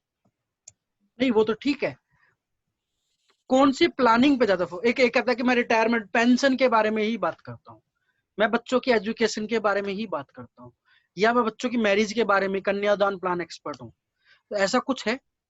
हाँ कोई है आपने एक्चुअली। प्लान सेलेक्ट कर, जैसे हमारे जितेंद्र भाई हैं, प्रॉपर्टी प्लान है, जीवन मास्टर है भाई, बहुत मोटा मोटा ओपिनियन उन्होंने उस कॉन्सेप्ट पे उठाया हुआ है। तो ठीक है। आपने कोई ऐसा प्लानिंग कोई ऐसा सेलेक्ट कर रखा है कि भाई मैं इस पे सबसे ज्यादा मेरी ये सेल होती है, अगर मैं पास्ट में देखूं तो? एक्चुअली क्या होता है ना कि मैं ज्यादा टारगेट करता हूँ जिनके घर में छोटे बच्चे हैं, ठीक है। तो उनको हम 833 जो 933 हो गई है उस पर ज्यादा फोकस रहता है, और जीवन उमंग पे तो होता ही है। वो ऐसे सेगमेंट में जाते हैं, या तो वो 25 से 30 साल का व्यक्ति है, ठीक है, और वो मैरिड है या अनमैरिड है, दोनों बेस में, तो उसके बच्चे नहीं है तो हम जीवन उमंग पे बात करते हैं, और नहीं तो हमारा जो जिनके बच्चे हैं तो बच्चों को लेके हम जो बात करते हैं वो 933 पे बात करते हैं ज्यादातर। आपने बताया आपके पास 4,000 क्लाइंट है जी छोटी सी प्रॉब्लम क्या है कि टाइम सबका 24 घंटे ही है जी अब सब छोटी सी प्रॉब्लम ये है कि टाइम सबका 24 घंटे ही है, जी। तो टाइम को कैसे मैनेज करते हो कि 4,000 क्लाइंटों को भी मैनेज करना है, नए प्रोस्पेक्ट को भी मैनेज करना है, अभी कमिटमेंट हमने ले ली सीओटी है, डबल एमडीआरटी आपने लास्ट ईयर करी थी, इस साल की एमडीआरटी आप कर चुके हो, तो अपने टाइम को कैसे मैनेज करते हो? एक्चुअली हमने एक बार सर से सुना था, काजल सर से ही हमने सुना था कि 3 चीजों पे बहुत इंपॉर्टेंस है टाइम को मैनेजमेंट करना, टाइम, ट्रेनिंग, टेक्नोलॉजी, ये 3 चीजें बताई थी उन्होंने। तो इसमें हमें बहुत ज्यादा समझ आया कि टाइम को कैसे मैनेज करना है। तो टाइम को क्या है कि पहले तो हमारा कुछ स्टाफ है, जो हमें काम नहीं करने हैं वो मैं नहीं करता, मैं ओनली सिर्फ पॉलिसी सेल करता हूँ। इसके अलावा मेरे पास कोई टाइम है, क्योंकि जब भी हम जाएंगे तो बैठेंगे क्लाइंट के पास बैठेंगे। बाकी टीम है हमारी, वो सारे काम करती है, कोई भी प्रीमियम डिपॉजिट करना है या किसी भी तरीके का कोई नॉमिनी चेंज करना है, या प्रपोजल हमने लाके दे दिया और उसके बाद फिर मैं कुछ नहीं करता, सिग्नेचर के अलावा मैं फॉर्म भी नहीं भरता, तो वो सारा काम हमारा स्टाफ करता है। तो मेरे पास काम तो एक ही रह जाता है, पॉलिसी सेल करना, तो इसके अलावा तो और कोई काम नहीं है। या कोई बड़ा क्लाइंट है जिसके पास हमें जाना ही जरूरी है तो हम जाते हैं, अदरवाइज प्रीमियम कलेक्शन के लिए भी हमने लड़के रखे हैं। तो अभी हमारे पास 6 लोगों की टीम है। ठीक, तुषार भाई का और मैसेज देखना। ठीक, ऑफिस जो आपने कहा 6 लोगों की टीम है, तो ऑफिस स्ट्रक्चर क्या बना रखा है, क्या है आपके ऑफिस? क्या टेलीकॉलिंग सेटअप बना रखा है? जी, टेलीकॉलिंग सेटअप बना रखा है आपने या? टेली कॉलिंग का भी है, प्रीमियम कलेक्शन, प्रीमियम के लिए भी लड़की कॉल करती है, मैं नहीं करता। ठीक है, मतलब तो जनरली हमारी हमारी क्या होती है, जो लड़की होती है वो अभी तो इस टाइम तो है नहीं, इस टाइम तो लॉकडाउन की वजह से, इससे पहले की बात करें, हम जनवरी फरवरी मार्च की बात करें, तो हमारी लड़की होती थी, वो अपॉइंटमेंट बनाती थी और उस पर हम फिर बात करते थे और हम क्लाइंट के पास जाते थे। और जो हमारे जो अपने इंटरनल जो क्लाइंट है उनसे भी अगर हमें बात कर, उनसे कोई अपॉइंटमेंट बनती थी तो उनसे भी हम ही जाते थे डायरेक्ट और पॉलिसी सेल करके आते थे ऐसे। आपका डेली शेड्यूल क्या है? सुबह 4 बजे उठना होता है, और क्योंकि हैबिट है, एक बार मैं आपको बताते हैं कि शुरू से ही हमने स्ट्रगल बहुत ज्यादा की है, ये तो आपको सबको पता है। तो होता क्या था कि हमें 4 बजे उठने की हैबिट पड़ गई थी, क्योंकि न्यूज़पेपर भी अगर हम डालते थे, जब हम पढ़ते थे उस समय की बात करें, तो उसमें से ये हैबिट है कि 4 बजे उठना है। और वो 4 बजे उठने का आज वो लाभ मिलता है कि मैं 7:30 से 8 बजे घर से निकल जाता हूँ। और हमने जो ऑफिस बनाया है वो 20 किलोमीटर दूर है। उसका फायदा क्या होता है कि घर से एक बार निकल गए तो फिर शाम तक ही वापस आना, फिर दोबारा दिन में नहीं आना। कहाँ बनाया तो ऑफिस राकेश भाई आपने? ऑफिस जैसे कि हमारा रेजिडेंस करोल बाग है, और हमने जो ऑफिस बनाया है वो मयूर विहार फेज 3 बनाया है दिल्ली में, जो कि हमसे 20 किलोमीटर दूर है, ब्रांच के पास। ब्रांच के पास।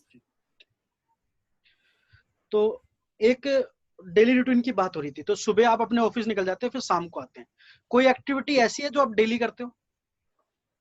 लोगों से बात करते हैं डेली, ये है। अपने क्या जो बात कुछ करते हो? क्लाइंट्स होते हैं 10-15 लोगों से डेली बात होती है। क्या बात करते हो? बस हालचाल पूछते हैं, उसी में पॉलिसी निकलने के चांस रहते हैं। और 2-3 अपॉइंटमेंट होती हैं तो 2-3 अपॉइंटमेंट करते ही हैं। मतलब अभी तो नहीं हो रही है, अभी तो लोग नहीं बुला रहे हैं। जनरली कुछ ही लोग बुलाते हैं, तो वहां पे जाके पॉलिसी हो ही जाती है। ऐसे में जो बुलाता है वो पॉलिसी ले ही लेता है। उसको नीड होती है, चाहे वो हेल्थ पॉलिसी हो, चाहे वो LIC पॉलिसी हो, तो कोई दिक्कत नहीं है। बट जो उस समय क्या होता है कि 2-3 मीटिंगें जरूर करनी होती है, ये तो पक्का लेके चलते हैं, क्योंकि 2-3 मीटिंग होती है तभी जाके हम अपनी ब्रांच में टॉपर हो पाते हैं।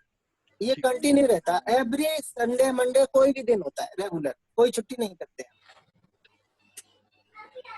आप कस्टमर को वैल्यू एडेड सर्विस, एक आहा मोमेंट होता है, हमारे तुषार भाई का एक वर्ड है, कॉपीराइट वर्ड, आहा है। तो डिलाइटफुल, मतलब उसको ऐसा लगे कि यार ये तो ना भाई साहब आप ही करते हो, इतने एजेंट मिले, कोई और नहीं मिला।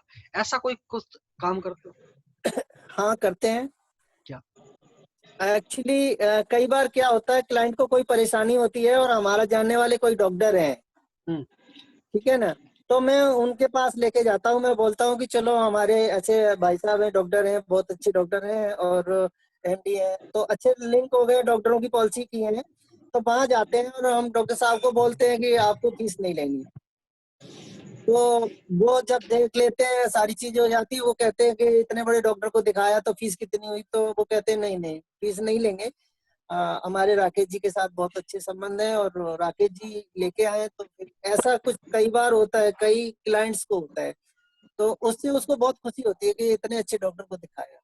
नहीं तो डॉक्टर फीस लेता नहीं है, डॉक्टर को फीस आप दे देते हो? हम दे देते हैं कई बार। कई बार ऐसा होता है कि डॉक्टर लेता भी नहीं है, कई बार होता है तो हम दे देते हैं, ऐसा भी है। अच्छे क्लाइंट है तो दे देते हैं ऐसा भी। लगभग मेरे सवाल खत्म हो गए हैं, बस एक सवाल रह गया है, लेकिन अभी हमारा सेशन के थोड़ा सा पार्ट बाकी है, जिसमें जी जितेंद्र भाई राकेश भैया, जी और भैया, तुषार नमस्ते भाई भैया। आपसे सवाल पूछेंगे अब। ठीक है, एक तुषार भाई मेरा एक सवाल है, वो आप ही पूछ लेना, हमारे साथियों को क्या संदेश देना चाहते हैं, लेकिन वो मैं आखिरी में चाहूंगा।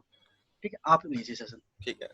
राकेश भैया, जब हमारी आपकी बात होती थी तो आपने 4 व्हीलर को अपना ऑफिस बनाया था एक बार, है ना? वो थोड़ा आप शेयर करो कि आपने उसमें कैसे काम किया था, अपने 4 व्हीलर एक्चुअली को अपने ऑफिस बना के और अपने ड्राइवर को असिस्टेंट बनाया था उस समय। अच्छी बात बताई। एक्चुअली क्या है कि जब हम निकल जाते हैं घर से, हाँ, सुबह 7:30 से 8 बजे हम निकल जाते हैं। उसके बाद हम ऑफिस पहुंचते हैं, ऑफिस में हमने काम दे दिया, अब हमें क्लाइंट के पास जाना है ना। कई बार क्लाइंट हमें नहीं मिलता है, तो हम करें क्या? तो हमने सारी चीजें ऑफिस में रखी हुई है, तो अपना वहीं पे सारा चीज होने लगती है, बातचीत करना वहीं पे, कोई दिक्कत नहीं है। ये सब चीजें ऑफिस में तो रहता हूँ, ऑफिस में ज्यादा समय नहीं बिताता हूँ, लेकिन 4 व्हीलर ही हमारा ऑफिस है, पक्की बात है। नहीं, उससे आपने क्या क्या एक्टिविटी करी है? बहुत सारी, जैसे हमने स्टैंडी ले गए। अभी देखो स्टैंडी से क्या फायदा होता है, जैसे आपने स्टैंडी बना के दी थी, है ना, वो स्टैंडी ले गए और किसी कंपनी के सामने हमने खड़ी कर दी। लंच का टाइम है तो बहुत सारे लोग आ जाते हैं, तो उससे क्या फायदा है कि अब हमारी मार्केटिंग होनी शुरू होगी। ये सबसे बड़ा फायदा मिलता है कि लोग आते हैं, पंपलेट्स देते हैं, पंपलेट्स भी आपके बहुत अच्छे होते हैं, तो उन पंपलेट्स को बांटते हैं, तो उससे हमारी पब्लिसिटी बढ़ती है और बहुत सारे लोग हमें बुला भी लेते हैं। ये रहता है 4 व्हीलर का बहुत बड़ा फायदा ये ठीक है। जब जीवन शिरोमणि आई थी ना, आपने बहुत जल्दी उसको सेल किया था। है। वो एक्सपीरियंस आप बताओ कि आपने पूरा प्रोसेस कैसे किया था, कैसे सेल हुई थी, क्योंकि जीवन शिरोमणि 1 करोड़ का मिनिमम सम एश्योर्ड, Yes. उसका थोड़ा एक्चुअली एक्सप्लेन बताओ, हमारे साथियों को बड़ा फायदा मिलेगा। जीवन शिरोमणि बहुत अच्छा प्रोडक्ट था और मेरे को बहुत अच्छी समझ आया। तो हुआ क्या था कि वो क्लाइंट,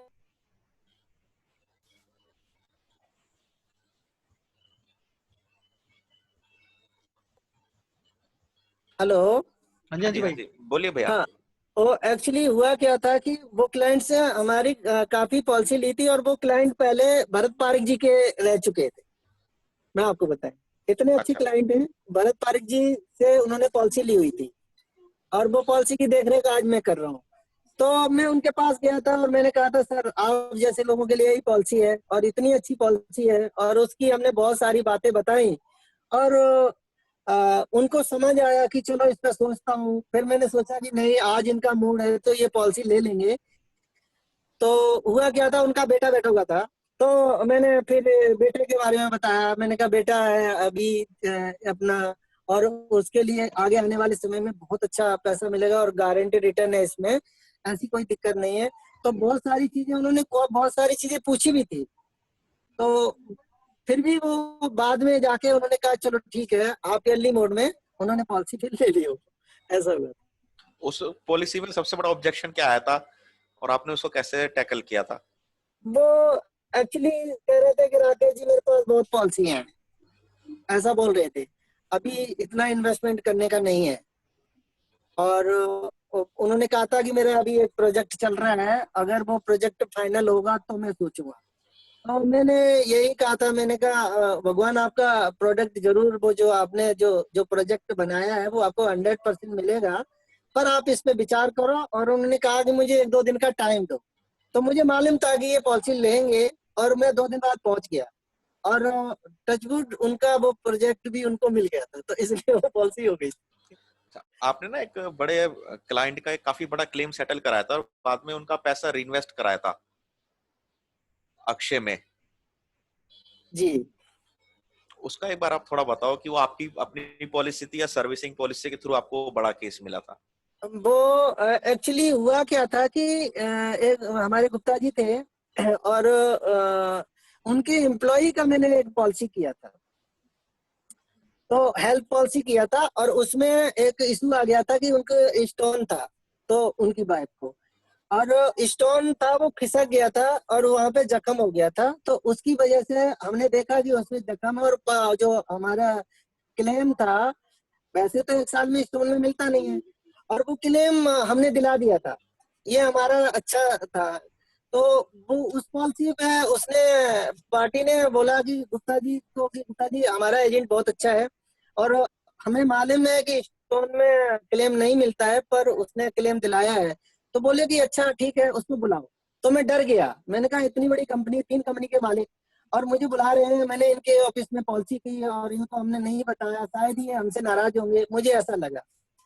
जब मैं गया तो उन्होंने बहुत सारी पॉलिसी टेबल पर रखी हुई थी और बोले ये देखो। तो उस समय सॉफ्टवेयर हमारा काम कर रहा था और मैंने सारी पॉलिसी देखी तो सारी पॉलिसी लैप्स थी। फिर वो पॉलिसी हमने 2012 में, वो पॉलिसी सारी हमने लैप्स पॉलिसी को चालू करवाया। चालू कराने के बाद फिर बोले कि मेरे लिए कोई पॉलिसी है। तो उनकी एज थी 38 उस समय, 2012 में 38 की एज थी। तो मैंने कहा क्यों नहीं हो सकती है। तो 75 लाख की उनकी वाइफ को और 50 लाख की उनको पॉलिसी हमने दी थी, जीवन आनंद। और ये पॉलिसी देने के बाद पॉलिसी वो 3 साल चली थी। 3 साल चलने के बाद उनका हार्ट अटैक हुआ और उनकी डेथ हो गई थी। तो उनको टोटल पॉलिसियां थी, उसमें अप्रोक्स 1.25 करोड़ का क्लेम मिला। वो मैंने 15-20 दिन में ही करा दिया था, थैंक्स LIC को। LIC में सारे अफसरों ने इतना जल्दी किया। हमारी ब्रांच की एक पॉलिसी थी, बाकी सारी दिल्ली की और दिल्ली से बाहर की पॉलिसी थी। तो सारा हमने प्रोसेस करा के 20-25 दिन के अंदर टोटल क्लेम दिलाया था। तो वो उनका फैमिली बहुत खुश हुई उसमें। तो कुछ पैसा उन्होंने इन्वेस्टमेंट किया था। बाद में बेटा 18 साल का हो गया तो बेटे ने भी हमसे पॉलिसी ली है। आज मेरे वहां पे भी बहुत अच्छे रिलेशन। आप 6 स्टाफ मैनेज कर रहे हो, तो उनको आप क्या क्या काम देते हो, कैसे कैसे काम देके आप पूरा उनका यूज ऐसा कर है, रहे हैं? जैसे एक लड़की तो प्रीमियम पे कॉल करती है, ठीक है, लैब पॉलिसी है, कुछ है उन पे कॉल करती है, और बाकी कुछ जो एक लड़की है वो अभी इस टाइम वो कॉलिंग करती है, नए क्लाइंट्स के लिए प्रोस्पेक्टिंग जनरेट करती है। और बाकी एक तो हमारे ड्राइवर ही है जो हमारी गाड़ी को चलाता है, और बाकी जो लड़के हैं वो मार्केटिंग करते हैं, कुछ प्रीमियम कलेक्शन का भी काम करते हैं, ऑफिस का काम है। ऑफिस में जितने भी केस होते हैं हम कोई केस पास नहीं कराते हैं ना, ऑफिस में कभी जाते हैं, थोड़ा बहुत कभी जाते हैं, हेलो करके आते हैं। बाकी हमारा काम सिर्फ क्लाइंट के पास होता है। अभी तो ऐसी स्थिति है कि इसमें नहीं जा रहे हैं, पर अभी हम ऑफिस में ही बैठते हैं, ऑफिस में ही बैठ के लोगों से बातचीत करते हैं, ऑफिस कंटिन्यू जाते हैं अभी भी। तो इस तरीके से चलता है सर। आप दिवाली कैसे सर मनाते लड़के हो क्लाइंट के मार्केटिंग का साथ? काम कैसे करते हैं सर? जी मोहम्मद इलाही जी पूछ रहे हैं आपके लड़के मार्केटिंग का काम कैसे करते हैं? मार्केटिंग का काम एक्चुअली हमने ज्यादातर यही कहा है, जैसे कि हमारे पास एक ऐसी गाड़ी है, उसको ले जाते हैं कंपनी के सामने खड़ी कर दी, कैनोपी स्टैंड ही लगा दी, वो आज भी चलता है। अभी अभी तो नहीं चल रहा है, बट अभी हमने मार्च तक चलाया था पूरा, कि उस तरीके लॉकडाउन से से वो पहले तक आपने चलाया था?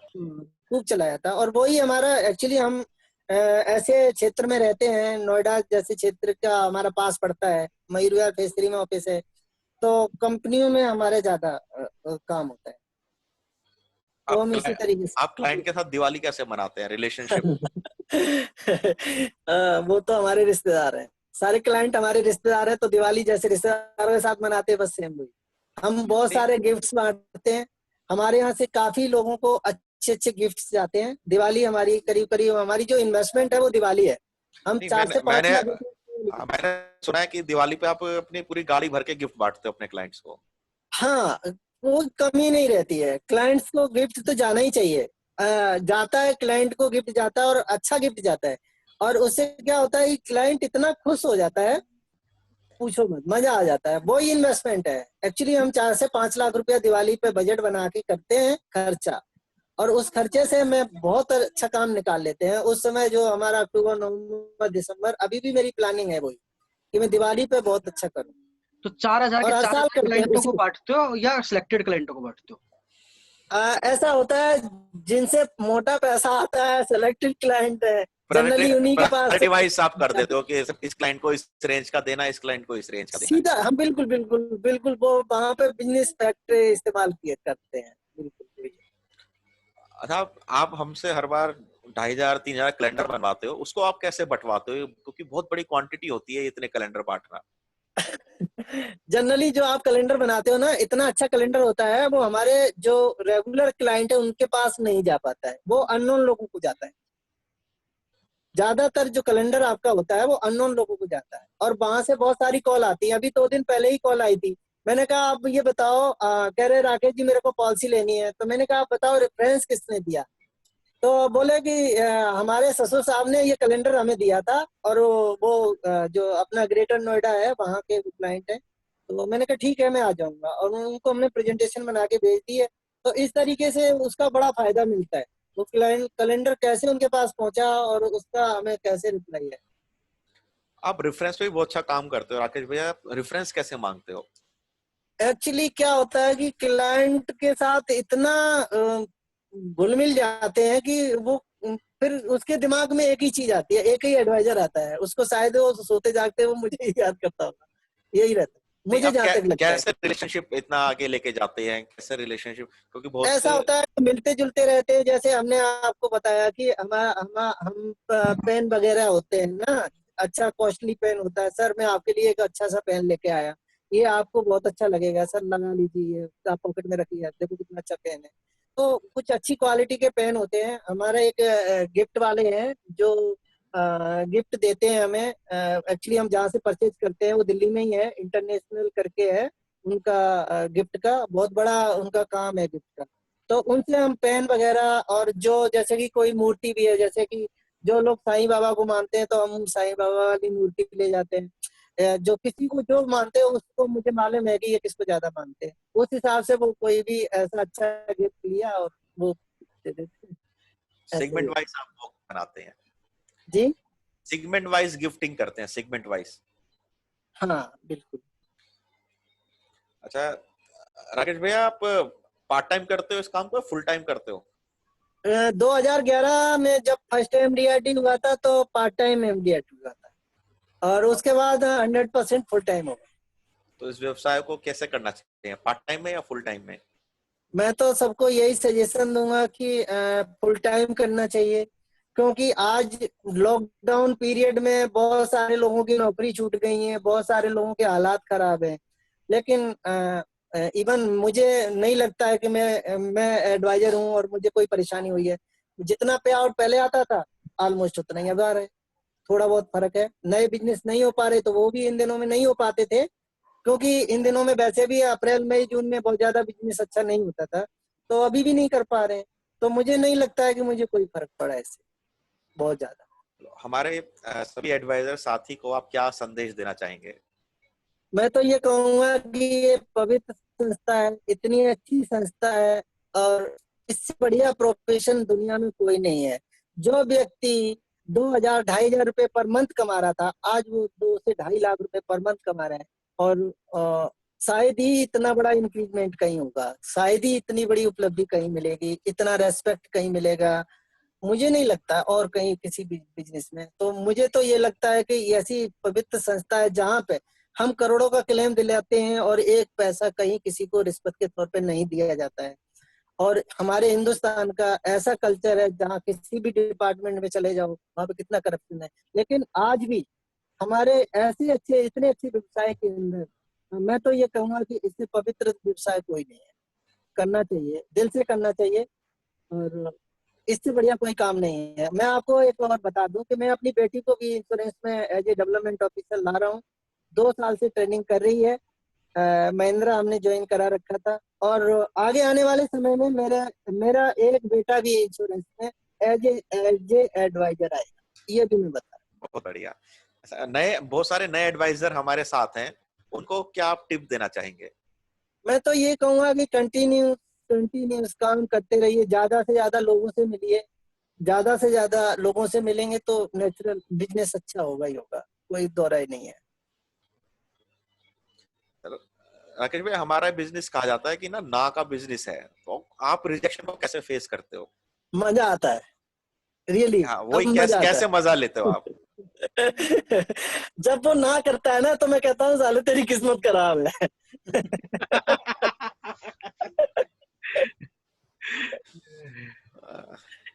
वाह, मन मन में कहता हूँ, मुंह पे कह देते हो। जितेंद्र भाई, कोई सवाल? जितेंद्र भाई, आप पूछो कोई सवाल। नहीं, मैंने सुन लिया भाई साहब, सारे सवाल सुन लिए, सारे रिपीट हो जाएंगे। आज सबसे बड़ी बात है कि ट्रेनिंग करा दी भाई ने, क्या नाम है, पंजाब सिंह से। हमें भी बहुत कुछ सीखने को मिल गया भाई 5-5 हजार रुपए देके सुनते थे, आज तो मैं तो हाँ। देखा यार छापा पड़ गए तो भाई साहब, इतना जबरदस्त। लेकिन थैंक यू राकेश भाई, आपने हमें सरप्राइज दिया ऐसा। नहीं राकेश भाई बहुत सारी चीज पॉइंट है कुछ जो एक सेकंड के लिए जितेंद्र भाई, एक सेकंड के लिए एक मिनट एक बात बोलनी है। कुछ साथियों के मन में सवाल हो सकते हैं, 2 तरीके हैं सवाल पूछने के। चैट बॉक्स में टाइप कर सकते हैं, रेज हैंड कर सकते हैं। चैट बॉक्स में टाइप करेंगे तो हम पूछ पाएंगे, क्योंकि किसी के नेटवर्क में प्रॉब्लम है, वो सवाल पूछेगा, उसमें टाइम लगेगा। आप मैसेज में टाइप कर दीजिए, ज्यादा अच्छा रहेगा। ठीक है जितेंद्र भाई, बोलिए। मैं कह रहा भाई बहुत सारी चीज ऐसी है जो मुझे भी सीखने को जरूरत थी। आज पंजाब सिंह ने बहुत सारी चीजें बताई हैं जो हकीकत है कि अपने अंदर उतारने, क्योंकि बहुत सारी जगह है ना हमें ये लगता है कि हम बहुत जगह ठीक है, बढ़िया है, फर्स्ट क्लास है, लेकिन पंजाब सिंह ने जो पॉइंट दिए है ना राहुल भाई, आज की मीटिंग आपके लिए जबरदस्त रही और मेरे लिए भी जबरदस्त रही। तो इसका श्रेय तो हम राकेश शरण को देता है जो इन्होंने उनको इनवाइट किया है। थैंक यू राकेश भाई, thank you. Thank you sir, thank you sir, thank you sir. चंचल भाई क्या पूछ रहे हो? भाई साहब नमस्कार। नमस्ते जी। राकेश भाई एक क्वेश्चन है मेरा जी। आपने जो सेल की थी 22 लाख रुपए प्रीमियम लिया था दास से, वहाँ पे और भी 2 एडवाइजर और डीओ गए थे, अपनी प्रेजेंटेशन लेके आए थे, तो इमोशनल में तो कोई 22 लाख रुपए निकाल के नहीं दे सकता भाई साहब। दरअसल सेलिंग के मास्टर, इमोशनल सेलिंग के मास्टर है ना सर आप जी। तो इमोशनल में तो आप कह रहे हो ना, मैं इमोशनल सेलिंग का मास्टर हूँ, इमोशनल सेल करता हूँ, तो ₹22 लाख इमोशन में तो कोई निकाल के नहीं दे सकता सर। वहाँ क्या किया था आपने वो बताओ। नहीं, एक्चुअली हुआ क्या था ना कि वो जो डीलिंग करना चाह रहे थे, जहाँ तक मैं समझ पाया कि मेरे नेचर को देख के उन्होंने मुझे ऑब्लाइज किया कि ये आदमी शरीफ दिखता है, अच्छा है, मेहनती है, ऐसा उन्हें कुछ फीलिंग हुई होगी। मैंने बाद में पूछा भी था, सर आपने इतना बड़ा प्रीमियम हमें दिया, कैसे विश्वास किया?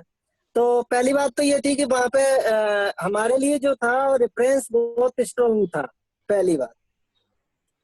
दूसरी बात, उन्होंने हमारे नेचर को और हमारी मतलब जो अचीवमेंट थी उसको देख के, जैसे कि हमने बहुत सारी चीजें दिखाई थी उन्हें, हमें जो फाइनेंस मिनिस्टर दिल्ली गवर्नमेंट से सम्मानित किया गया था, वो मैंने उन्हें दिखाया था कि सर देखो मुझे दिल्ली गवर्नमेंट से सम्मानित किया गया है।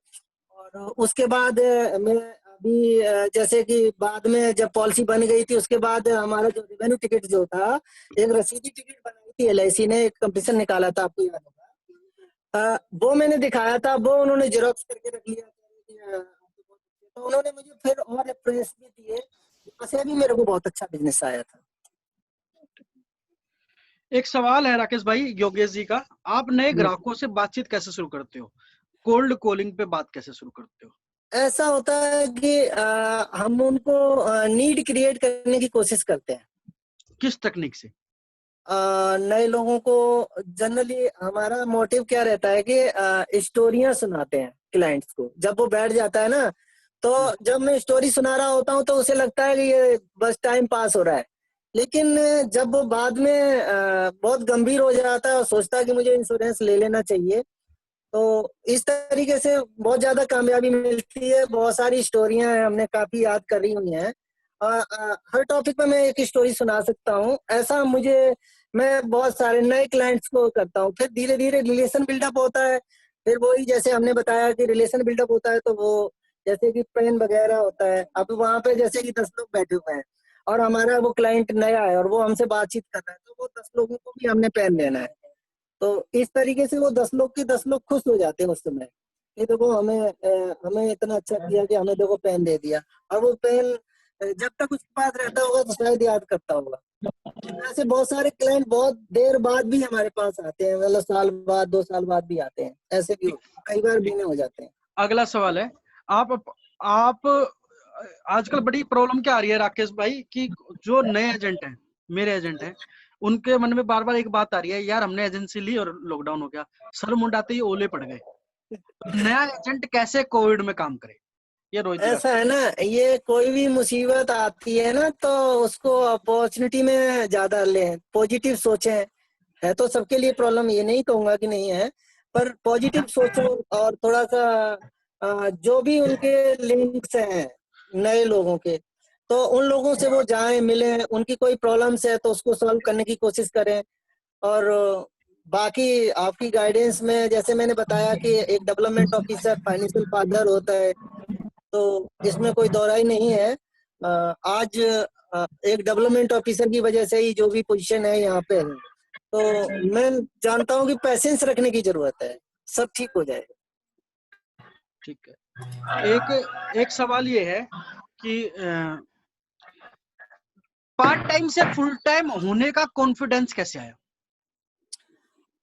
एक्चुअली जब वे ऑफ टॉकिंग हम अपना सुधारेंगे, अच्छी बात करेंगे लोगों से, लोगों को पसंद आएगा, लोगों को लगना चाहिए कि ये आदमी मेरे काम का है,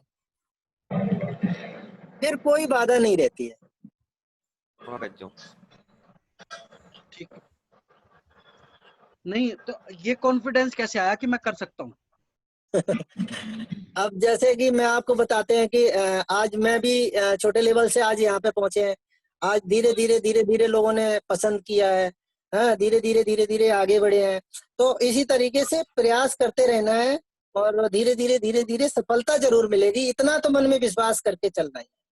100% सफलता मिलेगी, दो राय नहीं है।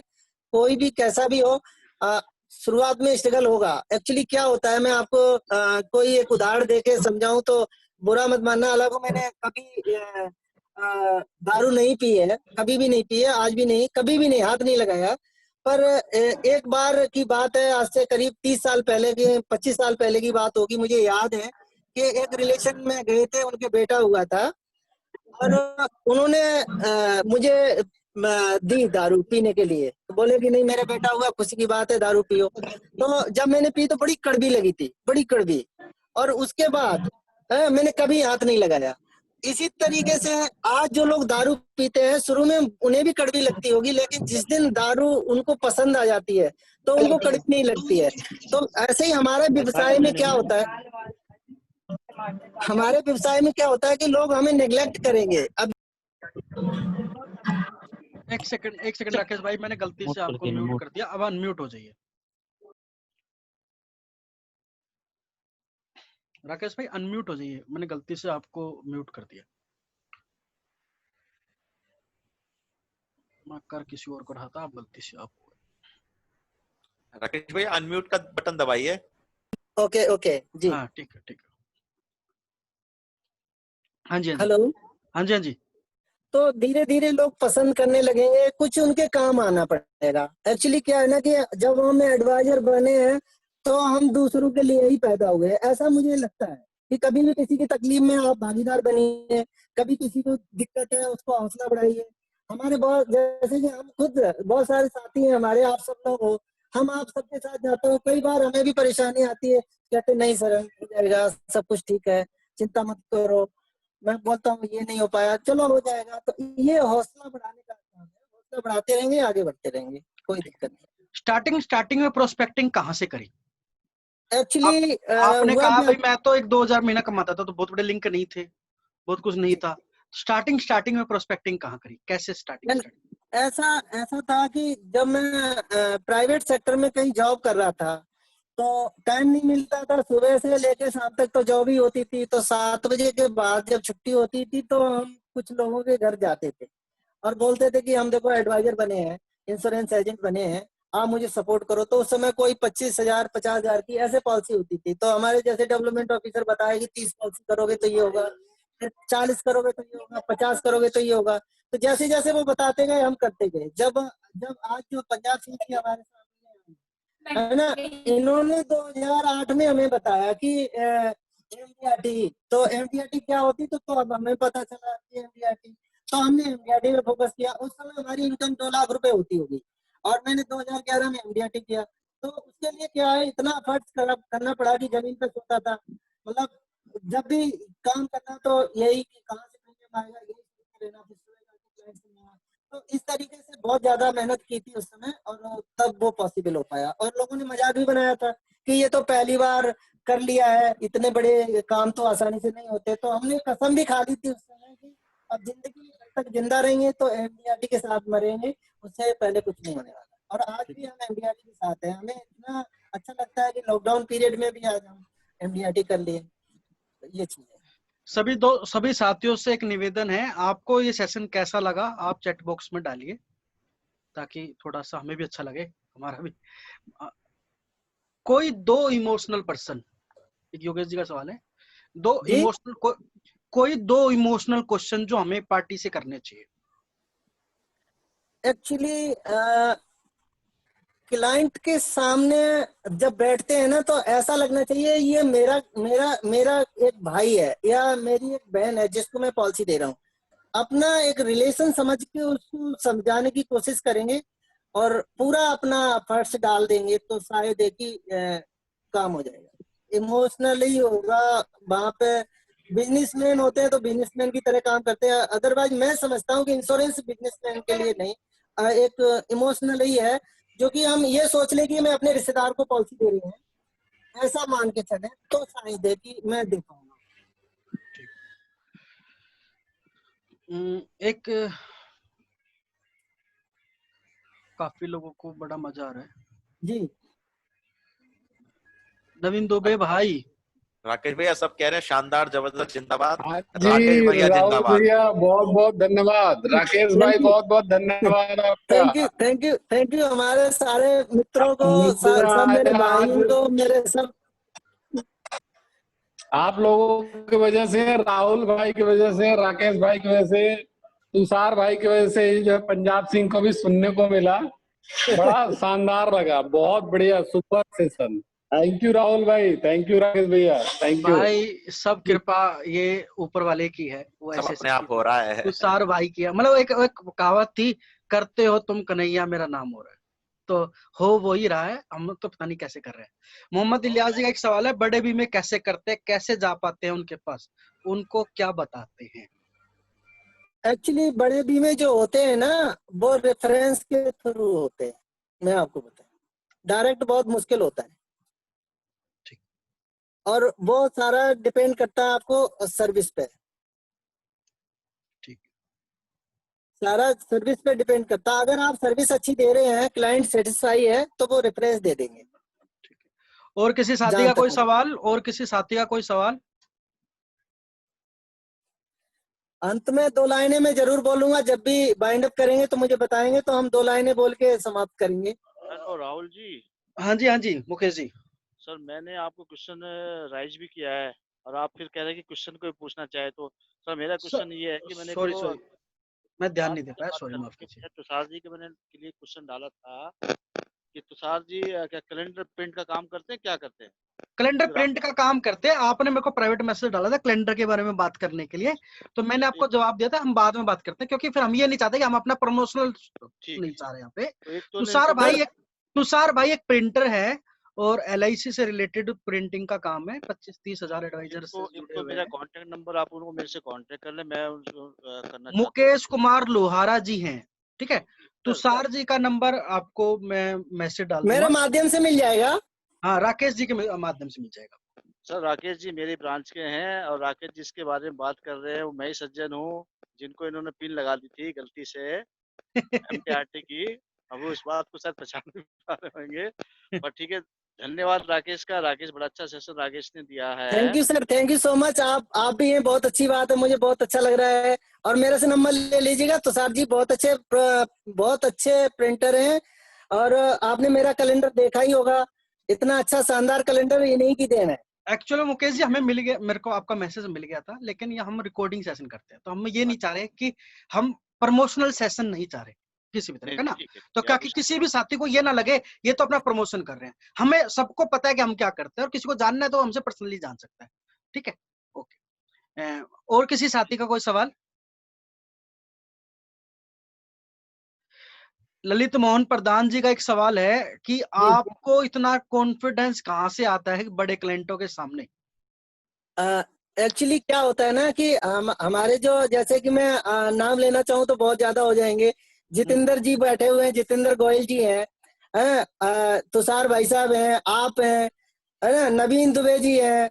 ये लोग हमको इतना मोटिवेट करते हैं, राकेश भैया सब हो जाएगा, टेंशन लेने की जरूरत नहीं है, टेंशन लेने की जरूरत नहीं है। तो फिर आसान हो ही जाता है। और देखो आप पंजाब सिंह जी, हमारे एज ए गॉड फादर, है ना, मैं आपको हमारे बताना चाहता हूँ, डेवलपमेंट ऑफिसर जवाहर सिंह जी। कुछ साथियों को पता नहीं होगा, पंजाब सिंह जी लीजेंड है, मतलब विश्व पितामह है हमारी इंडस्ट्री के, ये कह सकते हैं। बिल्कुल सही। और मेरे ख्याल से मेरे को तो याद भी नहीं कितनी TOT कर चुके हैं। सर LIC के जनक है सर ये। हाँ, और पटना डिवीजन में इनका नाम मतलब मेरे ख्याल से परमानेंट ही फिक्स है कि नंबर 1। ठीक है, तो बहुत ही TOT है, बहुत बड़े ट्रेनर है, इमोशनल सेलिंग के मास्टर है।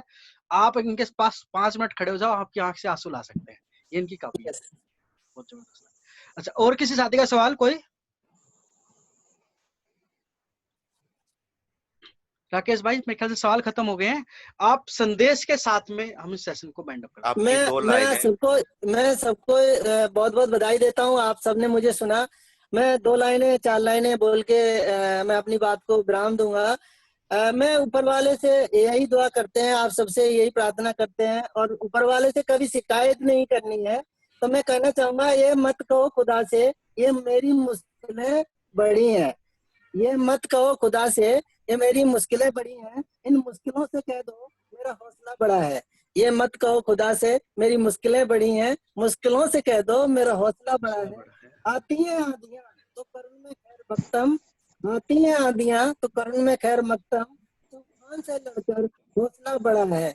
ये मत कहो खुदा से मेरी मुश्किलें बड़ी हैं, मुश्किलों से कह दो मेरा हौसला बड़ा है। अग्नि में तपकर सोना और भी निखरता, अग्नि में तपकर सोना और भी निखरता, दुर्गम को पार पाकर हिमालय चढ़ा है। दुर्गम को पार पाकर हिमालय चढ़ा है। ये मत कहो खुदा से मेरी मुश्किलें बड़ी हैं, इन मुश्किलों से कह दो हौसला बड़ा है।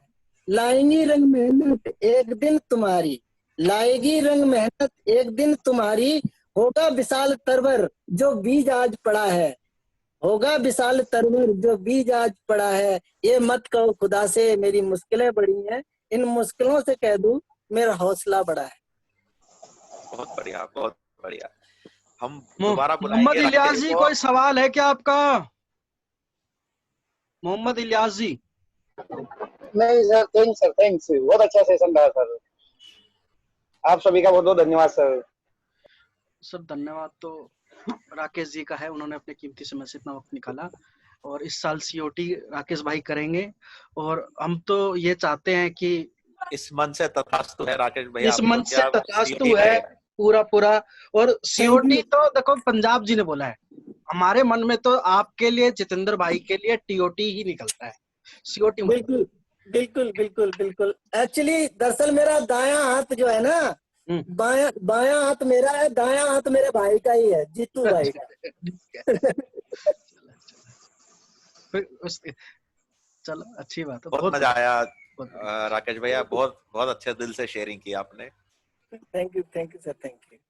राकेश भाई और तुषार गुप्ता जी, सर आपका भी बहुत धन्यवाद कि आपने सेशन को अरेंज कराया और इतने बड़े महारथियों लोगों को सुनने का मौका मिल गया। खास तो पंजाब सिंह को तो हमने बहुत बार भी सुना है। हेलो जी सर, तो पंजाब सिंह को मैंने बहुत बार सुना है। मैं 92 से LIC के साथ में हूँ, ठीक है सर। और पंजाब सिंह जो है जनक है LIC के। LIC को इस मकाम पे लाने पे इनका बहुत बड़ा योगदान है दिल्ली जैसे क्षेत्र के अंदर। और उसी के निकले लोग हैं, राकेश बैठे, हम लोग भी यहीं से निकल के आए, पंजाब सिंह को सुन सुन के हम लोग भी यहाँ तक पहुंचे हैं। उसके बाद उन्होंने कहा काफी लोग मार्केट में आ चुके हैं, लेकिन सही बात है कि असली मार्केटिंग आप खुद करते हैं अपने लिए। मार्केट आपको बहुत कुछ सिखाती है। मार्केट ही आपको कहते हैं कि आपको फर्श से अर्श तक लेके जाती है, अगर आप बिल्कुल ईमानदार से काम करते हैं मार्केट में लग के। हेलो आ रही है सर, आपकी आवाज आ रही है? आवाज आ रही सर, आपकी आवाज आ रही। सर ऐसा है कि आप खुद मार्केटिंग, मैंने भी जो है कॉल कन्वेंसिंग और कॉल मार्केटिंग और साइकिल से अपना काम स्टार्ट किया था। और मेरी अभी 28 साल की एजेंसी हो गई है। जवाहर सिंह हमारे जो विकास है, जिनसे राकेश भी काम करते हैं, वो हमारे ब्रांच के नंबर 1 डेवलपमेंट ऑफिसर है। और अभी लेखा बनने के बाद भी नंबर 1 है ब्रांच के, और आगे भी नंबर 1 रहेंगे। ऐसी हमारी आस्था उनके साथ में लगी हुई है कि कहते हैं कि वो कोयले से सोने को निकाल के उनको परख के उनको चढ़ाते हैं। उनमें से एक कड़ी राकेश भी है, सीमा मेहता भी उनके साथ में अभी आपके साथ ज्वाइन कर रही हैं, GH चौहान है, और मैं मुकेश बेहरा। फिर मैं MDRT तो बहुत पहले हम लोगों ने किया था, उस टाइम MDRT की नहीं बात होती थी, CM कलम्बस की बात होती थी, आज MDRT की बात होती है। हेलो जी सुन पा रहे हैं मुझे? मैं लंबा टाइम तो नहीं ले रहा आपका? नहीं, बिल्कुल सुन पा रहे हैं, बिल्कुल सुन पा रहे हैं। बात खत्म कर लूंगा। तो ये सेशन आप आगे भी कंटिन्यू रखेंगे तो हम लोग ज्वाइन करते रहेंगे आपको। और राहुल जी, एक तो वॉइस आपकी ये हमारा सेशन है ना, हर शुक्रवार को होता है, एवरी फ्राइडे, ठीक है। तो ये हमारा बेसिकली तो ये हमारी टीम के लिए है, मैं भी डेवलपमेंट ऑफिसर हूँ, तुषार भाई। और ये सब ना इनिशिएटिव राहुल भाई का है, वो डेवलपमेंट तुषार ऑफिसर है भाई का। और ये है कि हमने अभी स्टार्टिंग करी कि मीट द लीजेंड, ताकि हमें ये पता लगे कि अभी तो हमें समझ में आ रहा है कि मैं कहाँ पहुंच सकता हूँ, उनको देख के सीखें कि कहाँ पहुंच, वो जो पहुंचे हुए हैं ऑलरेडी उनसे सीखने की कोशिश करें। ये लिंक जो है वो जवाहर सिंह जी से मुझे मिला है, जो मेरे विकास अधिकारी हैं, और राकेश के भी हैं। तो मैं किसी को अब LIC का कोई चीज अगर उसको हम ना सुने तो बेसिकली हमारे भी साथ नाइंसाफी होगी, और ज्वाइन करने वाले साथ नाइंसाफी होगी। हम इस इंडस्ट्री से जुड़े हुए हैं, इस इंडस्ट्री के साथ में लंबा हमारा समय रहा है, इसी से हमारे बच्चे परिवार सब पलते हैं। तो कोशिश ये होती है कि ऐसे ऐसे जो प्रोग्राम आप लाएंगे, तो क्योंकि अब ये वर्चुअल मीटिंग का सिस्टम ज़्यादा सक्सेस है, सेफ्टी के साथ में वर्चुअल मीटिंग करते रहेंगे तो हमें मोटिवेशन मिलता है आपस में। एजेंट पुराना है इससे फर्क नहीं पड़ता, उसको मोटिवेशन कहाँ से मिल रहा है ये डिपेंड करता है उसका। आपको फर्दर जो डिटेल है वो राकेश रंजी से मिल जाएगी, आप तुषार जी से टाइप कर लेंगे, तो उसके बाद हम आपको अपने ग्रुप में भी ऐड कर लेंगे, आपको आगे फर्दर भी मैसेज मिलते रहेंगे, ठीक है। किसी और साथी का कोई और सवाल किसी के मन में ना रह जाए, राकेश भाई से मिलना इतना आसान नहीं है, ठीक है। राहुल जी। हाँ जी, अरुण जी बोलिए। कोई बेस्ट प्लान हो जो ये छोटे सेगमेंट में सेल करते हैं, जो सबसे ज्यादा इनको मतलब अच्छा लगता हो, इससे ज्यादा। सर इसमें ना यही बात कही जाती है कस्टमर के लिए, जो तुमको हो पसंद वही बात करेंगे। प्लान कभी नहीं होता, प्लान नहीं होता, नीड होती है। जब तक नीड ना हो, जरूरत होती है। आपको कोई डॉक्टर वो दवाई दे दे जो डॉक्टर को पसंद है, तो शायद आपको रिएक्शन हो जाएगा। आप सामने वाले की जरूरत देखिए, उसके बाद बिल्कुल सही बात। हाँ। अगर आप ये सोच के चलोगे आपको जीवन आनंद पसंद है, सामने वाले को जरूरत ही नहीं है, क्या करोगे? आप कॉन्फिडेंस से कोई बात कर रहे हैं राहुल भाई, तो क्लाइंट को समझ आता है कि यही बेस्ट है, यही बेस्ट है। और देखो क्या था, कॉन्फिडेंस बिकता है। सबसे बड़ी बात है, सबसे पहले एजेंट सारे प्लान बेस्ट है सर, एलआईसी के सारे प्लान बेस्ट है, डिपेंड सबसे करता है पहले आपको सेलिंग कैसे। और किसी साथी का कोई सवाल? मैं नाम नहीं ले पा रहा हूँ, काफी लोगों के मैं नाम तो लेना चाह रहा हूँ, लेकिन फिर ये हो जाएगा, नाम लेने से ना एक थोड़ी रिस्पॉन्सिबिलिटी सी आ जाती है यार, अब तो पूछना पड़ेगा। किसी का कोई सवाल हो, मैंने किसी का नाम ना लिया हो, किसी ने मैसेज में नहीं डाला हो। ललित मोहन प्रधान जी का एक सवाल है, what type of concept now a day every should say? किस तरह का कॉन्सेप्ट आज की तारीख में हर किसी को बेचना चाहिए? कॉन्सेप्ट सर एक ही है तुषार भाई, वैसे आप देना इसका जवाब, लेकिन मैं तो एक लाइन बोलना चाहता हूँ। कॉन्सेप्ट एक ही है, सामने वाले की जरूरत। उसको बच्चे की शादी के लिए पैसा चाहिए तो कन्यादान कॉन्सेप्ट बिकेगा, उसको अपने बुढ़ापे के लिए चाहिए तो पेंशन कॉन्सेप्ट बिकेगा। उसमें आप क्या ऐड करते हो वो आपकी मर्जी है। ऐसे ही कह रहा हूँ तुषार भाई, खुद ऐड करो, ठीक है। ये जो एक मानसिकता हमें अपने अंदर से निकालनी पड़ेगी। एक मानसिकता थी सर ये नया है, मर गए तो 5 लाख मिलेगा। इन चीजों से अब ऊपर उठने का वक्त आ गया है। अब क्लाइंट से बात ये करना है कि सर आने वाले 20 साल बाद आपके ऊपर ये खर्चा आने वाला है, आपको इस खर्चे के लिए आपने क्या प्लानिंग कर रखी है? करंट आपने प्लानिंग क्या कर रखी है? बैलेंस ये रह गया, इसके लिए आपके मन में क्या है? मेरे पास ऑप्शन ये है, मार्केट में ऑप्शन ये है, आप बताओ क्या करें? तो उससे उसको लगेगा कि मेरे को बेचा नहीं जा रहा, मुझे सुझाव दिया जा रहा है। हर किसी को बेचा जाना पसंद नहीं। अब ना कस्टमर कभी ना बिकना नहीं चाहता, वो हमेशा चाहता है कि उसको सोल्यूशन मिले। सोल्यूशन, अब सोल्यूशन देना पड़ेगा आपको। एक वक्त था जब हम मिस सेलिंग थी बहुत ज्यादा। आज की तारीख में कस्टमर अवेयर है, गूगल है। आजकल तारीख में, आज के समय में कस्टमर आपसे बात करने से पहले यूट्यूब पे वीडियो देख चुका है, आपसे पहले वो गूगल पे सर्च कर चुका है, तो उसको पता है। तो आप उसको मिस सेलिंग नहीं कर सकते। वो आपको कल कह रहा है तो कल कहने का मतलब ये उसका रात को बैठ के वो कंपैरिजन कर रहे हैं, और यूट्यूब पे जरूरी नहीं सारे वीडियो आपके लिए अच्छे हों। तो आप कस्टमर को आप बताओगे तो कोई और मिसगाइड नहीं कर पाएगा। किसी और का कोई सवाल? अनुपम दीदी, जयपाल भाई, कंबू प्रसाद मिश्रा जी, रोहित अरोड़ा, जयपाल भाई कोई सवाल? रोहित अरोड़ा जी, मीना मेहरा जी, ये सबसे क्रूशियल वक्त होता है। चलो ठीक है, लेकिन ये उनकी भी गलती नहीं है। 9 बजे का सेशन 11 बज गया भाई जी, 2 घंटे हो गए। राकेश भाई वक्त का पता ही नहीं लगा। जैसे इतना पावरफुल था आपका, 2 घंटे का पता नहीं चला। रियली मजा आ गया सर, मजा आ गया भाई, बहुत अच्छा लगा, सबसे मिलके बहुत खुशी हो रही है सच में। आज भी दिवाली है, आज भी मेरे लिए दिवाली है। बस राकेश भाई की अपॉर्चुनिटी मिल गई कोविड की वजह से, लॉकडाउन की वजह से, किस तरह का एक हमको प्लेटफॉर्म मिल गया। हम समझ ही नहीं पाए, जब पंजाब जी आ गए तो समझ में नहीं आया कि क्या करें। वो एक हो गया गुरु गोविंद दो खड़े काक लगू पाए, तो समझ में नहीं आया।